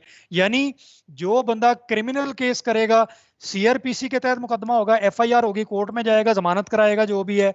जो प्रॉपर्टी का मामला होगा वो सीपीसी के तहत होगा, वो सिविल कोर्ट में चलेगा। और इन दोनों के बाद जो सजा दी जाएगी वो आपको पीपीसी के तहत मिलती है, पाकिस्तान पीनल कोड के तहत मिलती है। जब कहते हैं ना दफा 302 के तहत सजाए मौत, वो वाली पीपीसी। तो आप याद रखें पीडा के अंदर भी 2 ऐसे सेक्शन हैं, 193 और 228। पहली बात तो ये सुन लें कि इंक्वायरी ऑफिसर हो या इंक्वायरी कमेटी हो, वो किसी बंदे को भी बुला सकती है, किसी बंदे की हाजिरी इंश्योर करा सकती है, किसी बंदे से ओन ओथ गवाही ले सकती है, किसी बंदे को कह सकती है वो डॉक्यूमेंट प्रोड्यूस करे, किसी बंदे से एफिडेविट के ऊपर गवाही ले सकती है, किसी को भी बुला सकती है, किसी गवाह को बुला सकती है, डॉक्यूमेंट को चेक कर सकती है। ये उसका सिविल कोड का इख्तियार है। इसके तहत पीपीसी सेक्शन 193 यानी पाकिस्तान पीनल कोड ताजीरात पाकिस्तान की दफा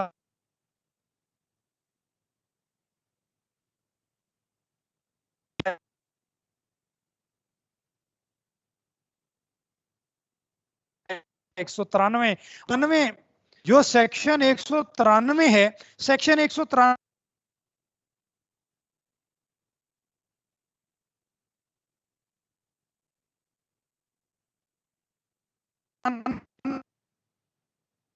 का मतलब ये अच्छा, सेक्शन 193 के तहत जो झूठी गवाही देगा उसकी सजा है और जुर्माना भी है। और 228 के तहत जनाब जो हुल्लड़बाजी करेगा जब इंक्वायरी हो रही होगी और वो लड़ पड़ेगा, गल पड़ जाएगा, एक दूसरे से गुत्थम गुत्था हो जाएंगे, तो ये दो सेक्शन है पीडा के अंदर जो लगते हैं। 193 पीपीसी का, जिसके तहत जनाब झूठी गवाही पे सजा मिलेगी, और 228 हुल्लड़बाजी करने पे ये है। 193 पनिशमेंट फॉर फॉल एविडेंस, और याद रखें वो क्या है, वो है 3 साल और जुर्माना कि आप झूठी गवाही देंगे पीडा में। और दूसरी बात ये है, हुल्लड़बाजी करेंगे, इंसल्ट करेंगे, इंक्वायरी ऑफिसर के गले पड़ जाएंगे, बदतमीजी करेंगे, तो जनाब इसकी 6 महीने सजा और जुर्माना भी है। ये इख्तियार है। जॉइंट इंक्वायरी के बारे में आपको बता दिया, इंक्वायरी ऑफिसर और इंक्वायरी कमेटी के बारे में बता दिया, एविडेंस मैंने आपको बता दी, प्रोसिक्यूशन डिफेंस की प्राइमरी सेकेंडरी क्या होती है, विटनेसेस के बारे में बता दिया को क्या होता है, रिटर्न स्टेटमेंट लिए जाते हैं, वो स्टैम्प पेपर पे ओथ लें, documentary proof, video recording, text messages, WhatsApp में ऑडियो, ये सारे के सारे एविडेंस के तौर पे इस्तेमाल हो सकते हैं। ऑनरेबल सुप्रीम कोर्ट ने फैसला कर दिया हुआ है, लेकिन उसका एक तरीकाकार है। एक्यूज जिस पे इल्ज़ाम लगाया जाए वो बंदा एक्यूज है, ठीक है। अब मैं आपको बताऊं कि जिस पे इल्ज़ाम लगाया जाए ना वो कानून का फेवरेट बच्चा होता है। क्यों? आप कह लो जी एक उसने जुर्म किया, दूसरा फेवरेट बच्चा। वो इसलिए कि जनाब उसको जो आपने इल्ज़ाम लगाए हैं, जिन इल्ज़ामात पर वो सारी चीज़ मबनी है, वो सारे डॉक्यूमेंट्स आप उसको देंगे। दूसरी बात, उसे सुने बगैर फैसला नहीं करेंगे। तीसरी बात, अगर वो किसी इंक्वायरी ऑफिसर के ऊपर हाँ उंगली उठाता है कि जनाब ये तो मेरे खिलाफ है, फैसला मेरे खिलाफ करेगा, इसको बदलें, और वो कोजेंट रीजंस और प्रूफ भी दे देता है, तो बदलना पड़ेगा। और चौथी बात, किसी के खिलाफ आप फैसला नहीं कर सकते जब तक आप उसको जिरा करने का इख्तियार ना दें। जो इस पे इल्ज़ाम लगाए वो उससे सवाल जवाब कर सकता है, इसे जिरा करनी कहते हैं। आगे चलते हैं। अब आ जाए जी पीडा की तरफ। पीडा की जो बुनियादें हैं जिस पे पीडा लगता है जनाब वो 5 हैं। Number 1, inefficiency. इसका मतलब ये है कि वो नाअहल हो गया, सही काम नहीं कर रहा। आप काम देते हैं वो काम नहीं करता, टाइम पे नहीं आता, आप कहते हैं बैठो वो नहीं आता, वो चला जाता है, ठीक है। ये सारी इनएफिशिएंसी है। मिसकंडक्ट, वो सारे जो कंडक्ट रूल की नसीहतें मैंने आपको पढ़ाई है ना स्टेट की सिविल सर्वेंट को, अगर उनकी खिलाफ वर्जी करेंगे तो मिसकंडक्ट है। उन सब में एक और चीज शामिल कर लें, वो है एब्सेंस फ्रॉम ड्यूटी। एक दिन भी की भी हो तो वो सीरियस मिसकंडक्ट होता है। करप्शन का मतलब आपको वहां बता दिया गया कि करप्शन का मतलब ये है कि कोई भी काम करने के लिए पैसे देना या लेना, अपने जो है वो जो आपकी एक हैसियत है उससे बाहर रहना, शादी ब्याहों के ऊपर इतना पैसा लगाना कि लोग कहें ये पैसा कहाँ से आ गया है, कोई काम कराने के लिए पैसे देना या लेना। सबवर्सिव एक्टिविटी ये है कि आप स्टेट के खिलाफ कोई कार्रवाई करें, जैसे कंडक्ट रूल्स में आप पढ़ के आए हैं, कोई ऑफिशियल सीक्रेट आप आउट करें। ये 5 बुनियादें हैं ऑनरेबल कुलीग जिसके ऊपर पीडा ऑपरेटिव होता है। आप ये 5 काम नहीं करेंगे तो पीडा पागल है आपकी तरफ आएगा, पीडा आपसे कोसों दूर भाग जाएगा। आगे जाएं। सजाएं पीडा के तहत माइनर पेनल्टीज 5 होती हैं, मेजर पेनल्टीज 6 होती हैं, रिटायरमेंट के बाद सजाएं 3 होती हैं, आपने याद रखना है। अब मैं आपको बता देता हूँ छोटी सजाएं कौन सी हैं। पहली है संशोर, किसी को सरजनिश करना, पंजाबी जी कहते हैं फिटे मुंह, वो अंग्रेजी में संशोर होता है। फाइन कर देना। पे का, पे क्या होती है, बेसिक पे, 1 महीने की, उसकी सजा दे देना, ये माइनर छोटी सजा है। लोअर स्टेज इन पे स्केल, पे स्केल क्या होती है, आप जब नए भर्ती होते हैं तो आपको बेयर बेसिक पे मिलती है, 1 साल गुजर जाता है तो दिसंबर में जाके आके इंक्रीमेंट लग जाती है। वो जो इंक्रीमेंट लगती है ना पहली, वो पहली स्टेज होती है। अगले साल दूसरी, तीसरी, चौथी, पांचवी, ये मैक्सिमम 5 सालों तक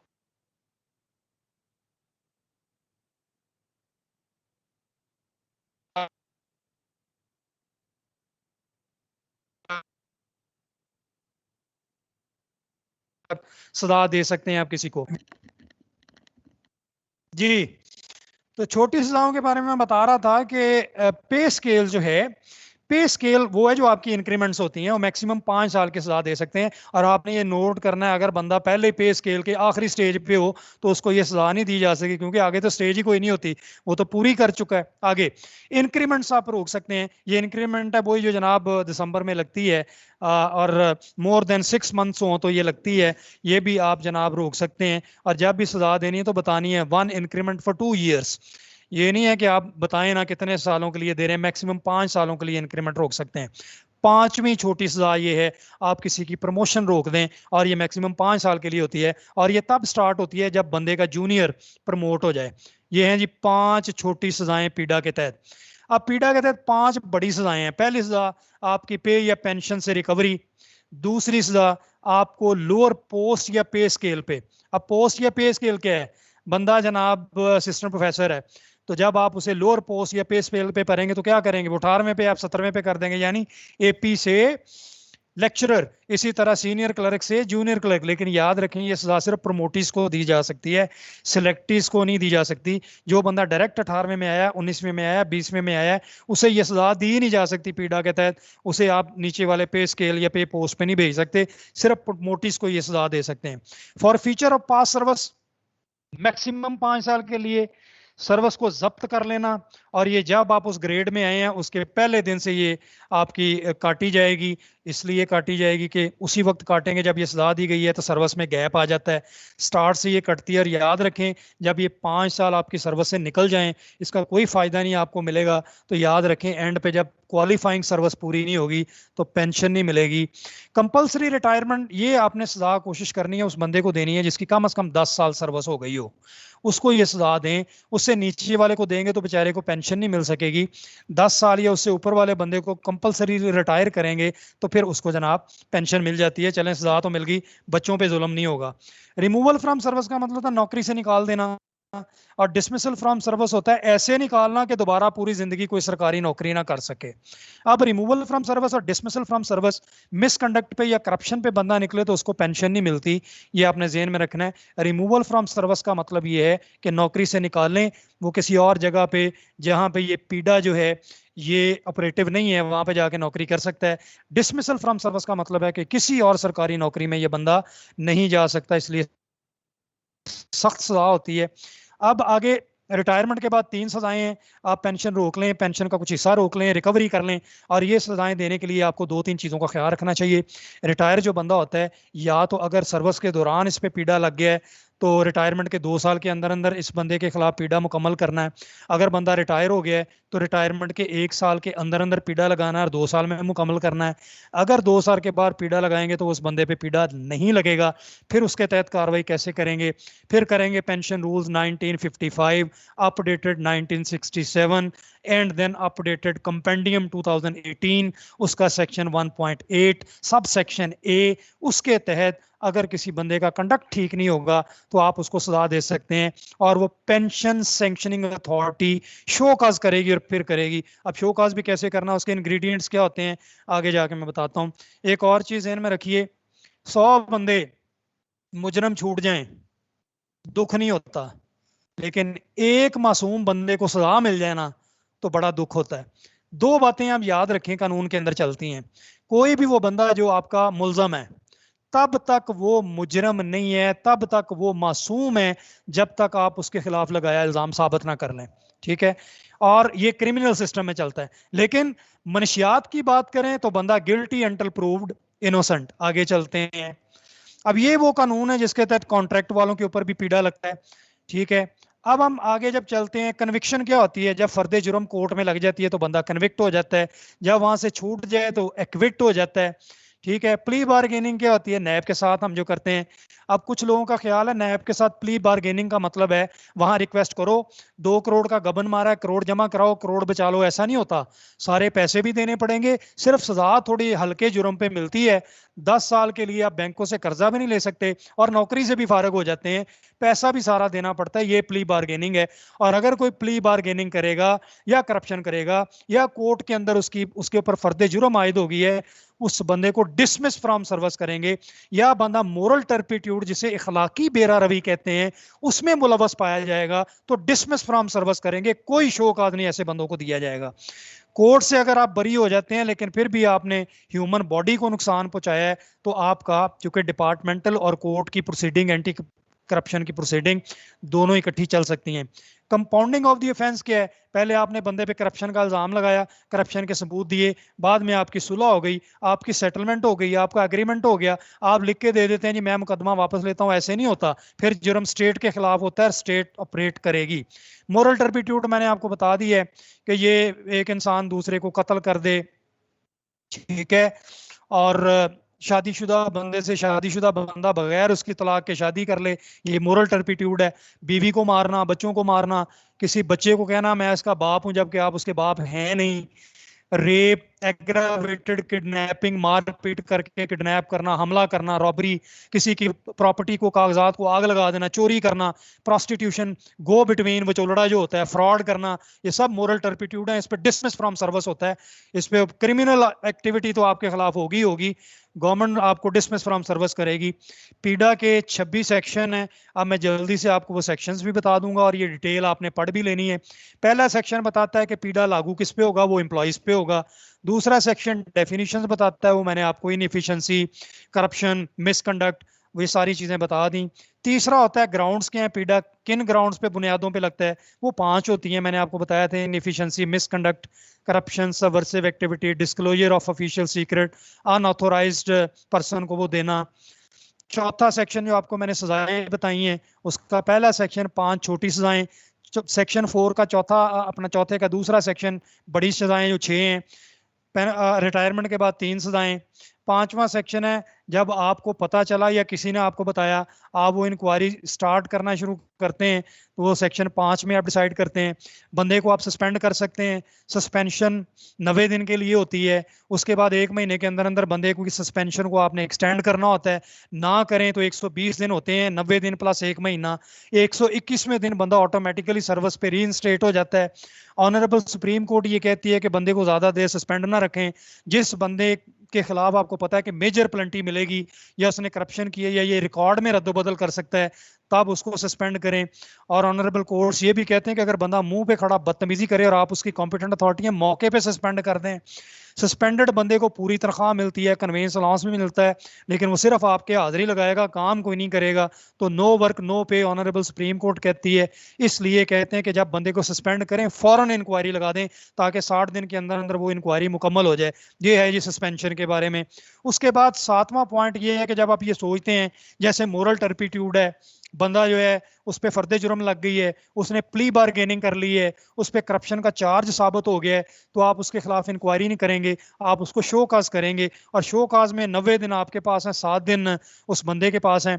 और शो काज और इंक्वायरी दोनों के अंदर ये होता है कि आपने जो एक्यूज है उसका नाम लिखना है, वो पीरियड लिखना है जिसमें उसने ये कार्रवाई डाली, वो ग्राउंड लिखनी है जिसपे आप शो काज या उसमें पीड़ा लगा रहे हैं, फिर आपने वो चार्ज लिखना है जो उसके ऊपर लगा है, फिर अपोर्शनमेंट ऑफ रिस्पॉन्सिबिलिटी, आपने रिस्पॉन्सिबिलिटी फिक्स करनी है कि इस पूरे जुर्म में इसका कितना हिस्सा है, हर बंदे का अलग-अलग। उसके बाद जनाब आपने इंक्वायरी कमेटी लगानी है या इंक्वायरी ऑफिसर, ये आपने बाय डेजिग्नेशन लगाना है, बाय नेम नहीं लगाना, ताकि बंदा रिटायर हो जाए, डेथ हो जाए, ट्रांसफर हो जाए, नए सिरे से शुरू हो जाएगा शो कॉज बियर, वो भी इसलिए आपने कोशिश करना है बाय डेजिग्नेशन करें आप। उसके बाद जब आप बात करते हैं इंक्वायरी लेटर की, उसमें फिर डीआर लगाया जाता है जिसे डिपार्टमेंटल रिप्रेजेंटेटिव कहते हैं। ये प्रोसिक्यूटर होता है, ये पब्लिक लॉयर होता है जिसने साबित करना होता है मुल्ज़म के खिलाफ इस्तगासा की तरफ से, प्रोसिक्यूशन की तरफ से, इसको लगाते हैं। इसका इख्तियार ये होता है कि ये जनाब रिकॉर्ड फ्राहम करता है, ये हर हेयरिंग में मौजूद होगा, ये जिरा भी कर सकता है इजाज़त लेके, तो ये इसका इख्तियार होता है। इसी ने साबित करना है कि ये मुल्ज़म है कि नहीं है। तो जब आप शो काज करते हैं, ये समरी ट्रायल होता है, फ़र्क ये है शो काज में सिर्फ 7 दिन देते हैं, 90 दिन कॉम्पिटेंट अथॉरिटी के पास होते हैं। इंक्वायरी लेटर में क्या होता है, उसमें भी आप 7 दिन देते हैं, उसमें आप डायरेक्शन देते हैं जनाब एक्यूज को 7 दिन के अंदर अंदर आप अपने इंक्वायरी ऑफिसर या कमेटी को जवाब दो। ठीक है। अब उसमें 7 दिन वो हो गए, 60 दिन जो है वो इंक्वायरी ऑफिसर या कमेटी के पास होते हैं, 90 दिन जाके आगे एपलेट के पास होते हैं। तो वो लंबा प्रोसेस होता है। शो का समरी ट्रायल होता है, छोटा प्रोसेस होता है। 7 दिन और 90 दिन, ये सारा दोनों में फर्क है। अब आगे आ जाए 8वां, अगर बंदा कन्विक्शन और प्ली बार्गेनिंग, कन्विक्शन का मतलब ही ये है कि आप पे फर्द जुर्म आयद हो गया, प्री यानी आपने जुर्म किया है, साबित हो गया। प्ली बार्गेनिंग ये है कि आप कहते हैं बार्गेनिंग कर ले, मैंने करप्शन की है, मुझे कम जुर्म पे सजा दे दो, वो भी आपने मान लिया। तो इन दोनों पे कोई शोकाज नहीं, कोई इंक्वायरी नहीं, डिसमिस फ्रॉम सर्विस।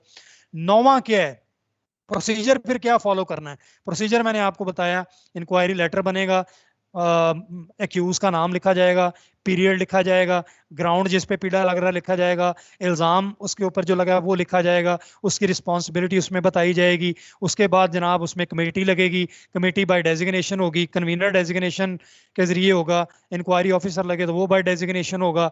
उसके अंदर 7 दिन का टाइम दिया जाएगा। उसमें एक्यूज को ये कहा जाएगा 7 दिन के अंदर अंदर आपने जनाब जवाब देना है अपने इंक्वायरी ऑफिसर को। 7 दिन तक इंक्वायरी ऑफिसर को उसको जवाब लिखने की, अगला लेटर लिखने की जरूरत नहीं है।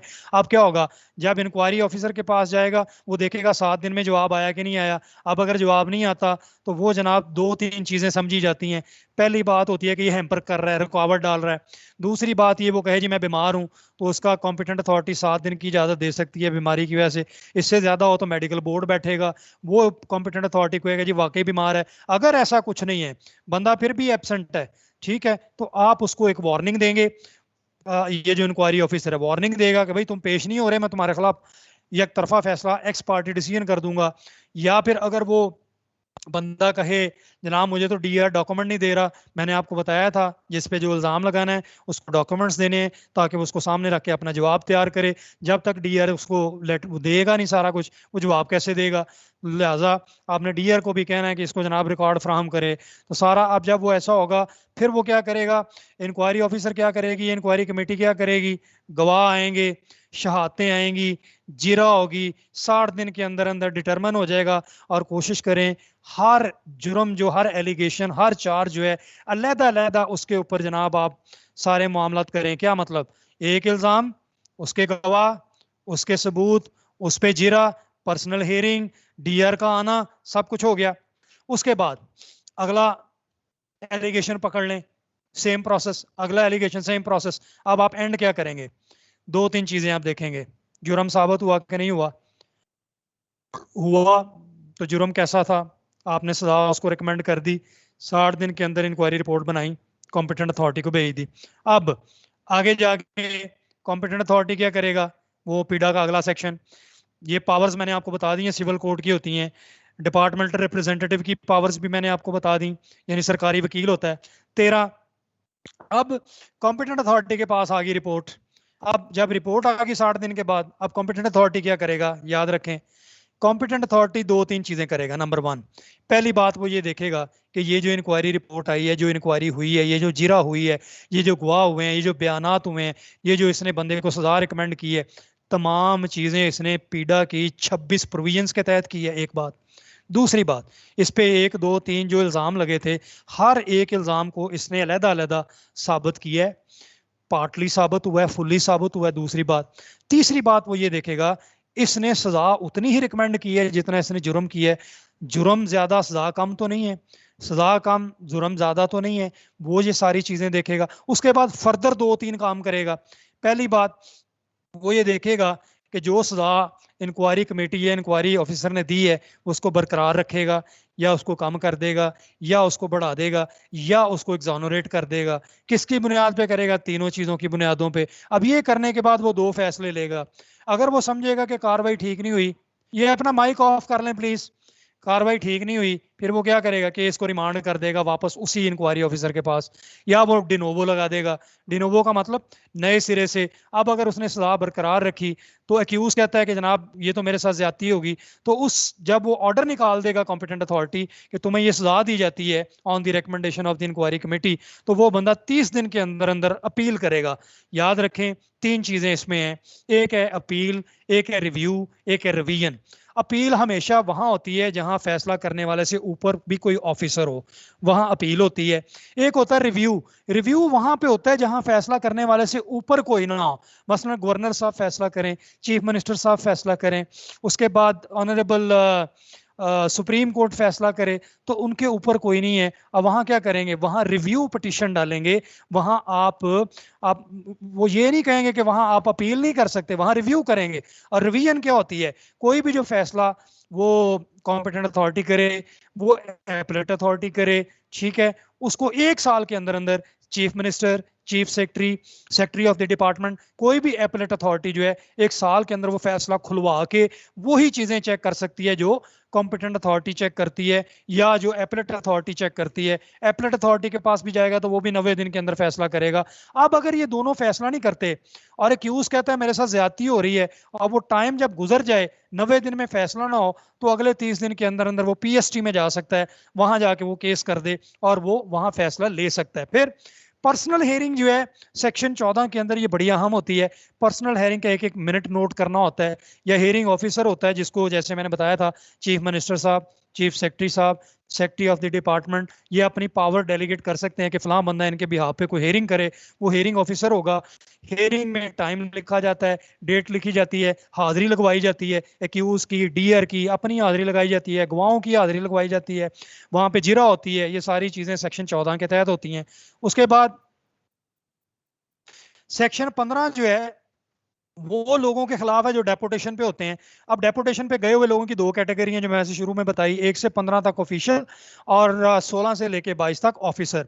16 से 22 तक अगर जहां बंदा डेपुटेशन पे गया उन्होंने कोई कार्रवाई करनी है तो वो पहले इजाजत लेंगे बोरोविंग डिपार्टमेंट, लैंडिंग डिपार्टमेंट से, जिनके पास वो मौजूद है। बोरोविंग डिपार्टमेंट है, बोरोविंग डिपार्टमेंट लैंडिंग डिपार्टमेंट से इजाजत लेगा, फिर उसके खिलाफ कोई भी कार्रवाई करेगा, लेकिन सजा इधर की कॉम्पिटेंट अथॉरिटी ही देगी अंटल के चीफ मिनिस्टर साहब बोरोविंग डिपार्टमेंट को इख्तियार दे दें। एक बात। दूसरी बात, अगर कोई ऑफिशियल है 1 से 15 तक,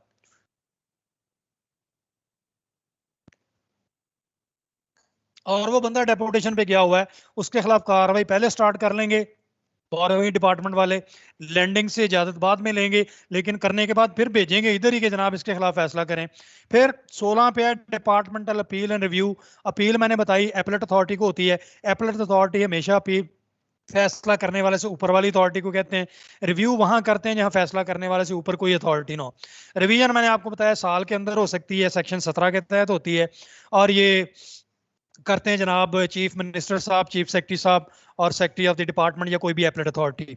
सेक्शन 18 पीडा का ये कहता है कि पीडा की पूरी कार्रवाई के तहत, एपलेट अथॉरिटी की कार्रवाई के तहत और ऊपर जाके जनाब रिवीजन के तहत ये बंदा अपने साथ वकील नहीं ला सकता। याद रखें, appearance of the council under section 18 of पीडा ये कहता है कि कोई भी मुलजम पूरे पीडा के दौरान अपने पास कोई भी वकील नहीं ला सकता अपने साथ।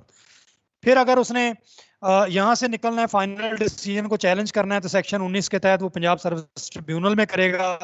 30 दिन के बाद करेगा तो वो टाइम बार्ड हो जाएगा, मसला हो जाएगा।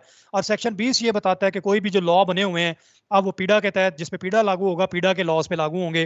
प्रोसीडिंग अंडर दिस एक्ट का मतलब है इसकी प्रोविजन लगेंगी। सेक्शन 22 इंडेमनिटी की बात करते हैं। इंडेमनिटी का मतलब है कि inquiry officer, inquiry committee, competent authority, appellate authority, reviewing authority, revision authority, ये सारे के सारों को इंडेमनिटी हासिल है। आम माफी है कि वो एक्यूज जिसके खिलाफ इन्होंने फैसला किया है वो अदालत में इनको नहीं ले जा सकता, ये इंडेमनिटी है अगर पब्लिक इंटरेस्ट में फैसला हुआ है। ज्यूरिसडिक्शन बार यानी जिसके ऊपर पीडा लगेगा, और कोई अदालत पीडे का फैसला जो है वो चैलेंज नहीं करेगी अंटल वो इलीगल होगा। 24 नंबर पे power to make rule. Government जो है वो चाहे तो और रूल्स, जैसे आपको पता है अमेंडमेंट होती रहती हैं। पहले कॉम्पिटेंट अथॉरिटी के पास 90 दिन होते थे, अब उसके पास भी 60 दिन है, ये अमेंडमेंट हुई है। उसके बाद सेक्शन 25 पीडा का बताता है कि अगर पीडा की इंटरप्रिटेशन में कोई मुश्किल आएगी तो चीफ मिनिस्टर के पास केस जाएगा, वो उसका फैसला करेंगे। और रिपील का मतलब है कालअदम करार दे देना, खत्म कर देना। पीडा से पहले पीआरएसओ, पंजाब रिमूवल फ्रॉम सर्विस जो है, उसको रिपील कर दिया गया। ये ऑनरेबल कोलीग्स हैं 26 जनाब इसके प्रोविजंस पीडा के। अब समरी ट्रायल मैंने बता दिया, शो काज कैसे करना है, शो काज में क्या क्या चीजें होंगी, कौन कौन से मामलात हैं, सब मैंने आपको बता दी हैं चीज़ें। रेगुलर इंक्वायरी में क्या आप लिखेंगे, कैसे लिखेंगे, रेगुलर इंक्वायरी का ऑर्डर क्या होगा, अब ये आपको तफसील से बता दूं। 60 दिन में इंक्वायरी ऑफिसर ने फैसला करना है। 7 दिन होते हैं अक्यूज के पास, 7 दिन होते हैं शो काज में भी अक्यूज के पास। 60 दिन के अंदर कॉम्पिटेंट ने फैसला करना है। ठीक है, एपलेट अथॉरिटी पे जाए तो ये 60 की बजाय अब 90 दिन हो गए हैं, वो 90 दिन में इसका फैसला करेगा। रिवीजन 1 दिन 1 साल के अंदर होगी उस फैसले की। 30 दिन जो है कोई भी फाइनल फैसला हो तो अगली अथॉरिटी पे, यानी कॉम्पिटेंट अथॉरिटी फैसला करे तो जनाब उसका अपील 30 दिन के अंदर होगी। उसके बाद अगर एपलेट अथॉरिटी कर दे तो उसके फाइनल फैसले के 30 दिन के अंदर पीएसटी में अपील होगी। ठीक है, सस्पेंशन 90 दिन की होती है, 1 महीने के अंदर अंदर उसको एक्सटेंड करना होता है, ना करें तो बंदा रीइंस्टेट हो जाता है। अब ये सारी चीजें मैंने जो आपको बताई, इसके बाद एक रूल है prevention of electronic crime act 2016। इसके तहत ये जो जितनी सोशल मीडिया की एक दूसरे के खिलाफ क्राइम होते हैं, इसके तहत सजा मिलती है। और फिर ऑनरेबल सुप्रीम कोर्ट ने ये फैसला किया था जज अरशद मलिक के केस में कि सोशल मीडिया अगर कोई आपके खिलाफ व्हाट्सएप के देता है या कोई वीडियो या कोई ऑडियो देता है कि जनाब ये इसकी है देखें, और वो सबूत के तौर पे देता है, उसकी फोरेंसिक होनी चाहिए। और ऑनरेबल सुप्रीम कोर्ट ने लिखा है कि जो बंदा तस्वीर उतारेगा, जो बंदा वीडियो बनाएगा, जो बंदा ऑडियो बनाएगा, जब वो सबूत के तौर पे पेश होगी तो वो आके पहले तो बताएगा ना कि उसने ये बनाई क्यों है, उसको किसने कहा है, और वो उसको साबित करे। उसकी थर्ड पार्टी वैलिडेशन फोरेंसिक होगी और फिर वो सारी उसको एक्सेप्ट किया जाएगा। ऑनरेबल, ये सारी चीज़ें आप ज़रूर पढ़िएगा, ये आपके काम की चीज़ें हैं और ये सारी की सारी पीएचईसी की वेबसाइट पे मौजूद हैं। ये वो मॉडल्स हैं, शोकाज करना हो, हियरिंग करना हो, इंक्वायरी लेटर देना हो, और ये कुछ केस स्टडीज़ हैं जिनके ऊपर आपसे पूछा जाना था, लेकिन चूंकि टाइम की यहाँ पे थोड़ी सी स्केस्टी होती है। अब जनाब सवाल हैं, चलते हैं वापस क्लास के अंदर। और अगर किसी को कोई क्वेश्चन है, ये अपना काइंडली कैमरा ऑफ कर लें। किसी साहब ने अपना कैमरा ऑन किया हुआ है, इसको काइंडली ऑफ कर लीजिए। और अगर किसी ने कोई क्वेश्चन करना है तो अब आप क्वेश्चन कर सकते हैं कॉन्डक्ट रूल्स के हवाले से, और दूसरा जनाब पीडा के हवाले से। अगर अभी भी आप समझते हैं कि कोई चीज़ रह गई है तो you are allowed to ask the question please. अस्सलाम वालेकुम। एक सवाल है, मैं एहसान शेख बोल रहा हूँ। जी हेलो जी, मैं एहसान बात कर रहा हूँ जी मियाँ साहब। जी। अपना ये पूछा था कि जब अथॉरिटी जो है इंक्वायरी जो है वो डिस्पेंस विद कर देती है जी और उसमें वो जरूरी है, अगर वो उसको जो मेजर पेनल्टी अवार्ड करती है जी तो उसमें क्या ये जरूरी नहीं है कि वो जो है इंक्वायरी जो है वो उसमें लाजमी की जाए? देखें, आपने बड़ा अच्छा सवाल किया है। मैं आपको ऑनरेबल कोर्ट्स के हवाले से भी बताता हूँ और पीडा के हवाले से भी बताता हूँ। वो ये कहा जाता है कि जब आप समरी ट्रायल, जिसे आप शो काज कहते हैं, डिस्पेंस विद करते हैं रेगुलर इंक्वायरी को, अगर आप वो जी जी करना चाहते हैं तो पहली बात तो ये कि आपको सॉलिड रीजंस देनी पड़ेंगी कि आप डिस्पेंस विद क्यों कर रहे हैं, नंबर 1। ठीक है, और वो रीजंस देंगे। ऑनरेबल कोर्ट्स ये कहते हैं और डिपार्टमेंटल अथॉरिटीज भी ये कहती हैं कि आप कोशिश करें कि आप समरी ट्रायल को कम चौथी यूज बारी तो करें। पुट्ठा मशरा था यार ये पंजवीं अपने में मर माइक्स जाना ऑफ कर लें प्लीज। ऑनरेबल कोलीग्स अपने माइक्स ऑफ कर लें। तो जाएंगे लेकिन ये माइक ऑफ कर लें प्लीज अपने। अच्छा, समझो तो सही कह रहा है, चढ़ गया तो वापस नहीं उतरा जाना वहाँ। भाई ये अपने माइक ऑफ कर लें please.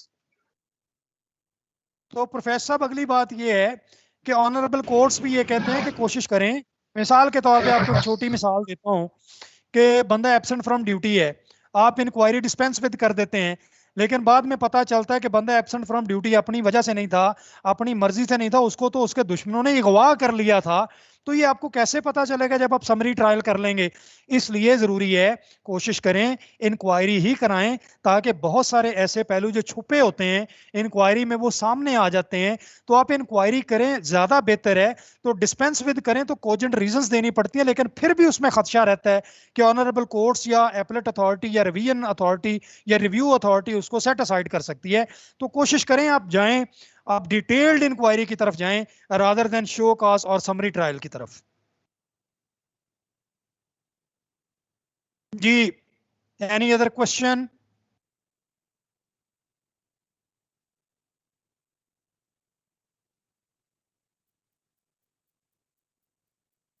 Dear colleagues, any question? Otherwise, it's time to leave because the class was till 1:15. We are already at 1:19. If you don't have any question, then I may be allowed. Thank you very much for joining today's is very important sessions regarding conduct rules and PIDA Act. Definitely, these two are very important for each and every honorable colleague because when you are मेरा going to serve, जी कर लें. मेरा सवाल पता वो इसका दूसरा हिस्सा रह गया था। आपने कहा था कि पीड़ा के तहत जो कार्रवाई होती है, जी बोलें सर बोलें. अगर वो सिविल प्रोसीजर के तहत होती है जी तो फिर अगर वही केस जो है वो सिविल कोर्ट में भी चल रहा हो और वहां जो है वो किसी बात पर स्टे हुआ हो, तो क्या ये पैरेलल दोनों इकट्ठे चल सकते हैं केस? जी ये बिल्कुल दोनों पैरेलल चल सकते हैं, लेकिन आप कोशिश करेंगे कि आप अपने रिजल्ट को रोक लें. तब वक्त ये कि वहां चूंकि रूल ये कहते हैं कि एंटी करप्शन में लगी हो, किसी अदालत में लगी हो, ये दोनों पैरेलल चल सकते हैं. चूंकि दोनों ये डिपार्टमेंटल इंक्वायरी है, वो क्रिमिनल प्रोसीजिंग है, दोनों के दोनों जो हैं ये एक्सक्लूसिव हैं इन देमसेल्व्स, इसलिए both can be taken up parallel, both can be taken simultaneously, so there isn't any kind of bar on taking parallel inquiries, both departmental and criminal. अस्सलाम लेकिन अगर सर ऐसा मुझे केस में stay हुआ हो, अगर स्टे ऑर्डर कोर्ट जी सुन लें. अगर किसी इंक्वायरी पे स्टे हो जाता है, फर्ज करें उसमें कोई 4 एक्यूज थे, एक ने स्टे ले लिया, तो ये नहीं है कि बाकियों के खिलाफ कार्रवाई जारी रहेगी. वो स्टे को कोशिश करें जल्दी से वकेट कराएं. अगर वो इंटरम इंजंक्शन है तो उसको जल्दी से आप वकेट करवा लें, वरना जब तक वो वकेट नहीं होगा आपका केस आगे नहीं चलेगा. अगर 4 मुलजमों में से कोई एक स्टे लेके आ जाता है तो आप बाकी तीनों के खिलाफ भी कार्रवाई नहीं कर सकते. आपको अपना सारा डिपार्टमेंटल पीड़ा के तहत कार्रवाई रोकनी पड़ेगी. अस्सलाम वालेकुम जाहिद साहब. जी भाई सलाम. जी मुजीब साहब. अच्छा जाहिद साहब, आपने बड़े अच्छे तरीके से हमें ये चीज़ें बता दी. एक चीज़ क्लियर करनी थी कि अगर कोई लास्ट ईयर में है, मतलब रिटायरमेंट के बिल्कुल करीब है और उसे पीड़ा लगता है, तो आया उसको जो उसकी पेंशन या उसके लिए प्रोसेस होता है, उसके लिए क्या चीज़ें होती हैं, कितने अरसे बाद तक वो इसमें रह सकता है अगर फैसला नहीं हुआ? जी देखें, मैंने गुजारिश की है, नंबर 1 तो देखें, एक ऑप्शन तो ये मुजीब साहब आप समझ लें, खुदा ना खास्ता अगर किसी के खिलाफ पीड़ा लगाओ, सजा मिल गई हो, बंदे की डेथ हो जाए, अल्लाह रहम करे, तो वो बंदा वो अबेट हो जाती है, सारी खत्म हो जाती है. एक बात. दूसरी आपने कहा वो नियर रिटायरमेंट है, फिर क्या होगा? तो पीड़ा ये कहता है कि अगर एक बंदा नियर रिटायरमेंट है और तब पीड़ा लग गया है और बंदा रिटायर हो गया, पीड़ा चलता रहेगा 2 साल तक, पीड़ा चलता रहेगा. 2 साल के बाद ऑटोमेटिकली उस बंदे के ऊपर पीड़ा नहीं लग सकता. किसी भी अदालत में उसको चैलेंज करेंगे, पीड़ा खत्म हो जाएगा. पेंशन रूल के तहत फिर उस बंदे के खिलाफ कार्रवाई होगी. पीड़ा 2 साल तक ऑपरेटिव रह सकता है. अगर 2 साल के अंदर अंदर बंदे को सजा हो जाती है तो फिर वो 3 सजाएं जो मैंने आपको बताई हैं, जो आफ्टर रिटायरमेंट होती हैं, उस बंदे पे वो लागू होती हैं. उसकी पेंशन का कुछ हिस्सा या उसकी पेंशन सारी या उससे कोई रिकवरी की जा सकती है, और वो वही सजाएं होंगी. माइनर पेनल्टी या मेजर पेनल्टी उसको नहीं दी जा सकती. उसको आफ्टर रिटायरमेंट जो 3 सजाएं हैं उसमें से कोई भी एक सजा दी जा सकती है, लेकिन रिटायरमेंट के 2 साल के अंदर अंदर. जैसा भी क्वेश्चन ये भी था कि अगर वो रिटायरमेंट के साल के अंदर उसको पेंशन कितनी दी जाती है अगर प्रोसेस हो रहा है? अगर अभी उसका प्रोसेस हो रहा है पीड़ा और 2 साल तक तो आगे आगे वो है, लेकिन आया उसकी पेंशन मिल सकती है? आप ये ठीक कह रहे हैं. अगर खुदा न खास्ता को ऐसा मसला हो जाए तो पेंशन रूल्स के तहत एक पेंशन होती है anticipatory pension.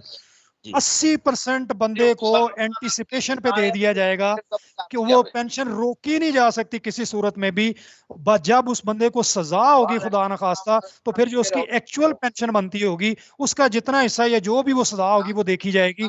Otherwise anticipatory pension in terms of 80% of the pension of the actual calculated pension would be released to that person, and that should be given in direct into the account of the person. 80% मिल जाएगी, रोक नहीं सकते आप बंदे की. Sir अगर authority appeal का reply नहीं करती तो इसका फिर क्या सलूशन होगा? जी आपने ठीक कहा, अगर वो जवाब नहीं देती 90 दिन के अंदर अंदर, तो 90 दिन के बाद 30 दिन के अंदर अंदर आप पीएसटी में चले जाएं. Thank you sir. अस्सलाम वालेकुम. जी वालेकुम सलाम. सर ये शो काज किस सेक्शन के तहत होता है? अभी मैं भूल गया. जी शो काज जो है वो किस सेक्शन के तहत जो है ना जारी होता है?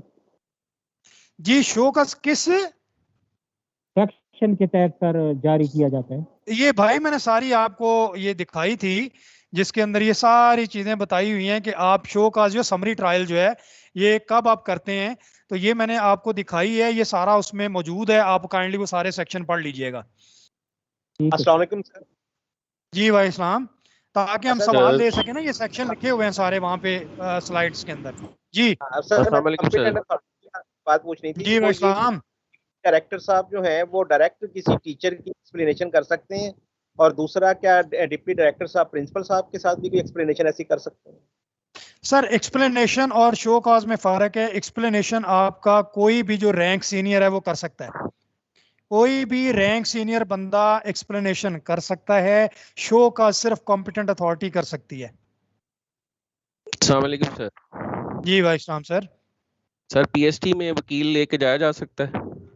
कहाँ पे जी? जी बिल्कुल, पीएसटी में तो वकील के साथ ही आपने होना है, लेकिन वहां पे ये भी इजाजत है कि आप इन पर्सन भी जा सकते हैं, लेकिन वहां आप वकील ले जा सकते हैं, पूरी पीड़ा की कार्रवाई में वकील नहीं ला सकते। Thank you sir. जी welcome. Any other question honourable colleagues? Sir क्या आप लॉयर भी हैं? नहीं सर बिल्कुल नहीं। अस्सलाम वालेकुम सर। जी भाई सर इस्लाम। ये डीआर से क्या मुराद है? किससे? डीआर DR डिपार्टमेंटल रिप्रेजेंटेटिव होता है, ये सरकारी वकील होता है, जिसे पब्लिक प्रोसिक्यूटर भी कहते हैं, पब्लिक एडवोकेट भी कहते हैं। ये वो बंदा होता है जिसने एक्यूज के खिलाफ सारा कुछ साबित करना होता है, इसी बंदे ने एक्यूज को सारा मटेरियल फराहम करना होता है। हर पर्सनल हेयरिंग में ये मौजूद होगा। इंक्वायरी कमेटी हेयरिंग ऑफिसर या इंक्वायरी ऑफिसर की मदद करेगा, क्रॉस एग्जामिनिंग भी करेगा, ये हर पर्सनल हेयरिंग में मौजूद होगा। इस बंदे ने साबित करना होता है जो इस्तगासा, जो प्रोसिक्यूशन इल्जाम लगाती है एक्यूज के ऊपर। Thank you sir. Thank you. जी welcome. Any other question, honorable colleagues? I think, sir, it's time now, and we Okay, will have ji, to thank take you the very break, sir. much. Thank you very much, dear honorable participants. Thank you very much. Inshallah, see you again. Allah Hafiz.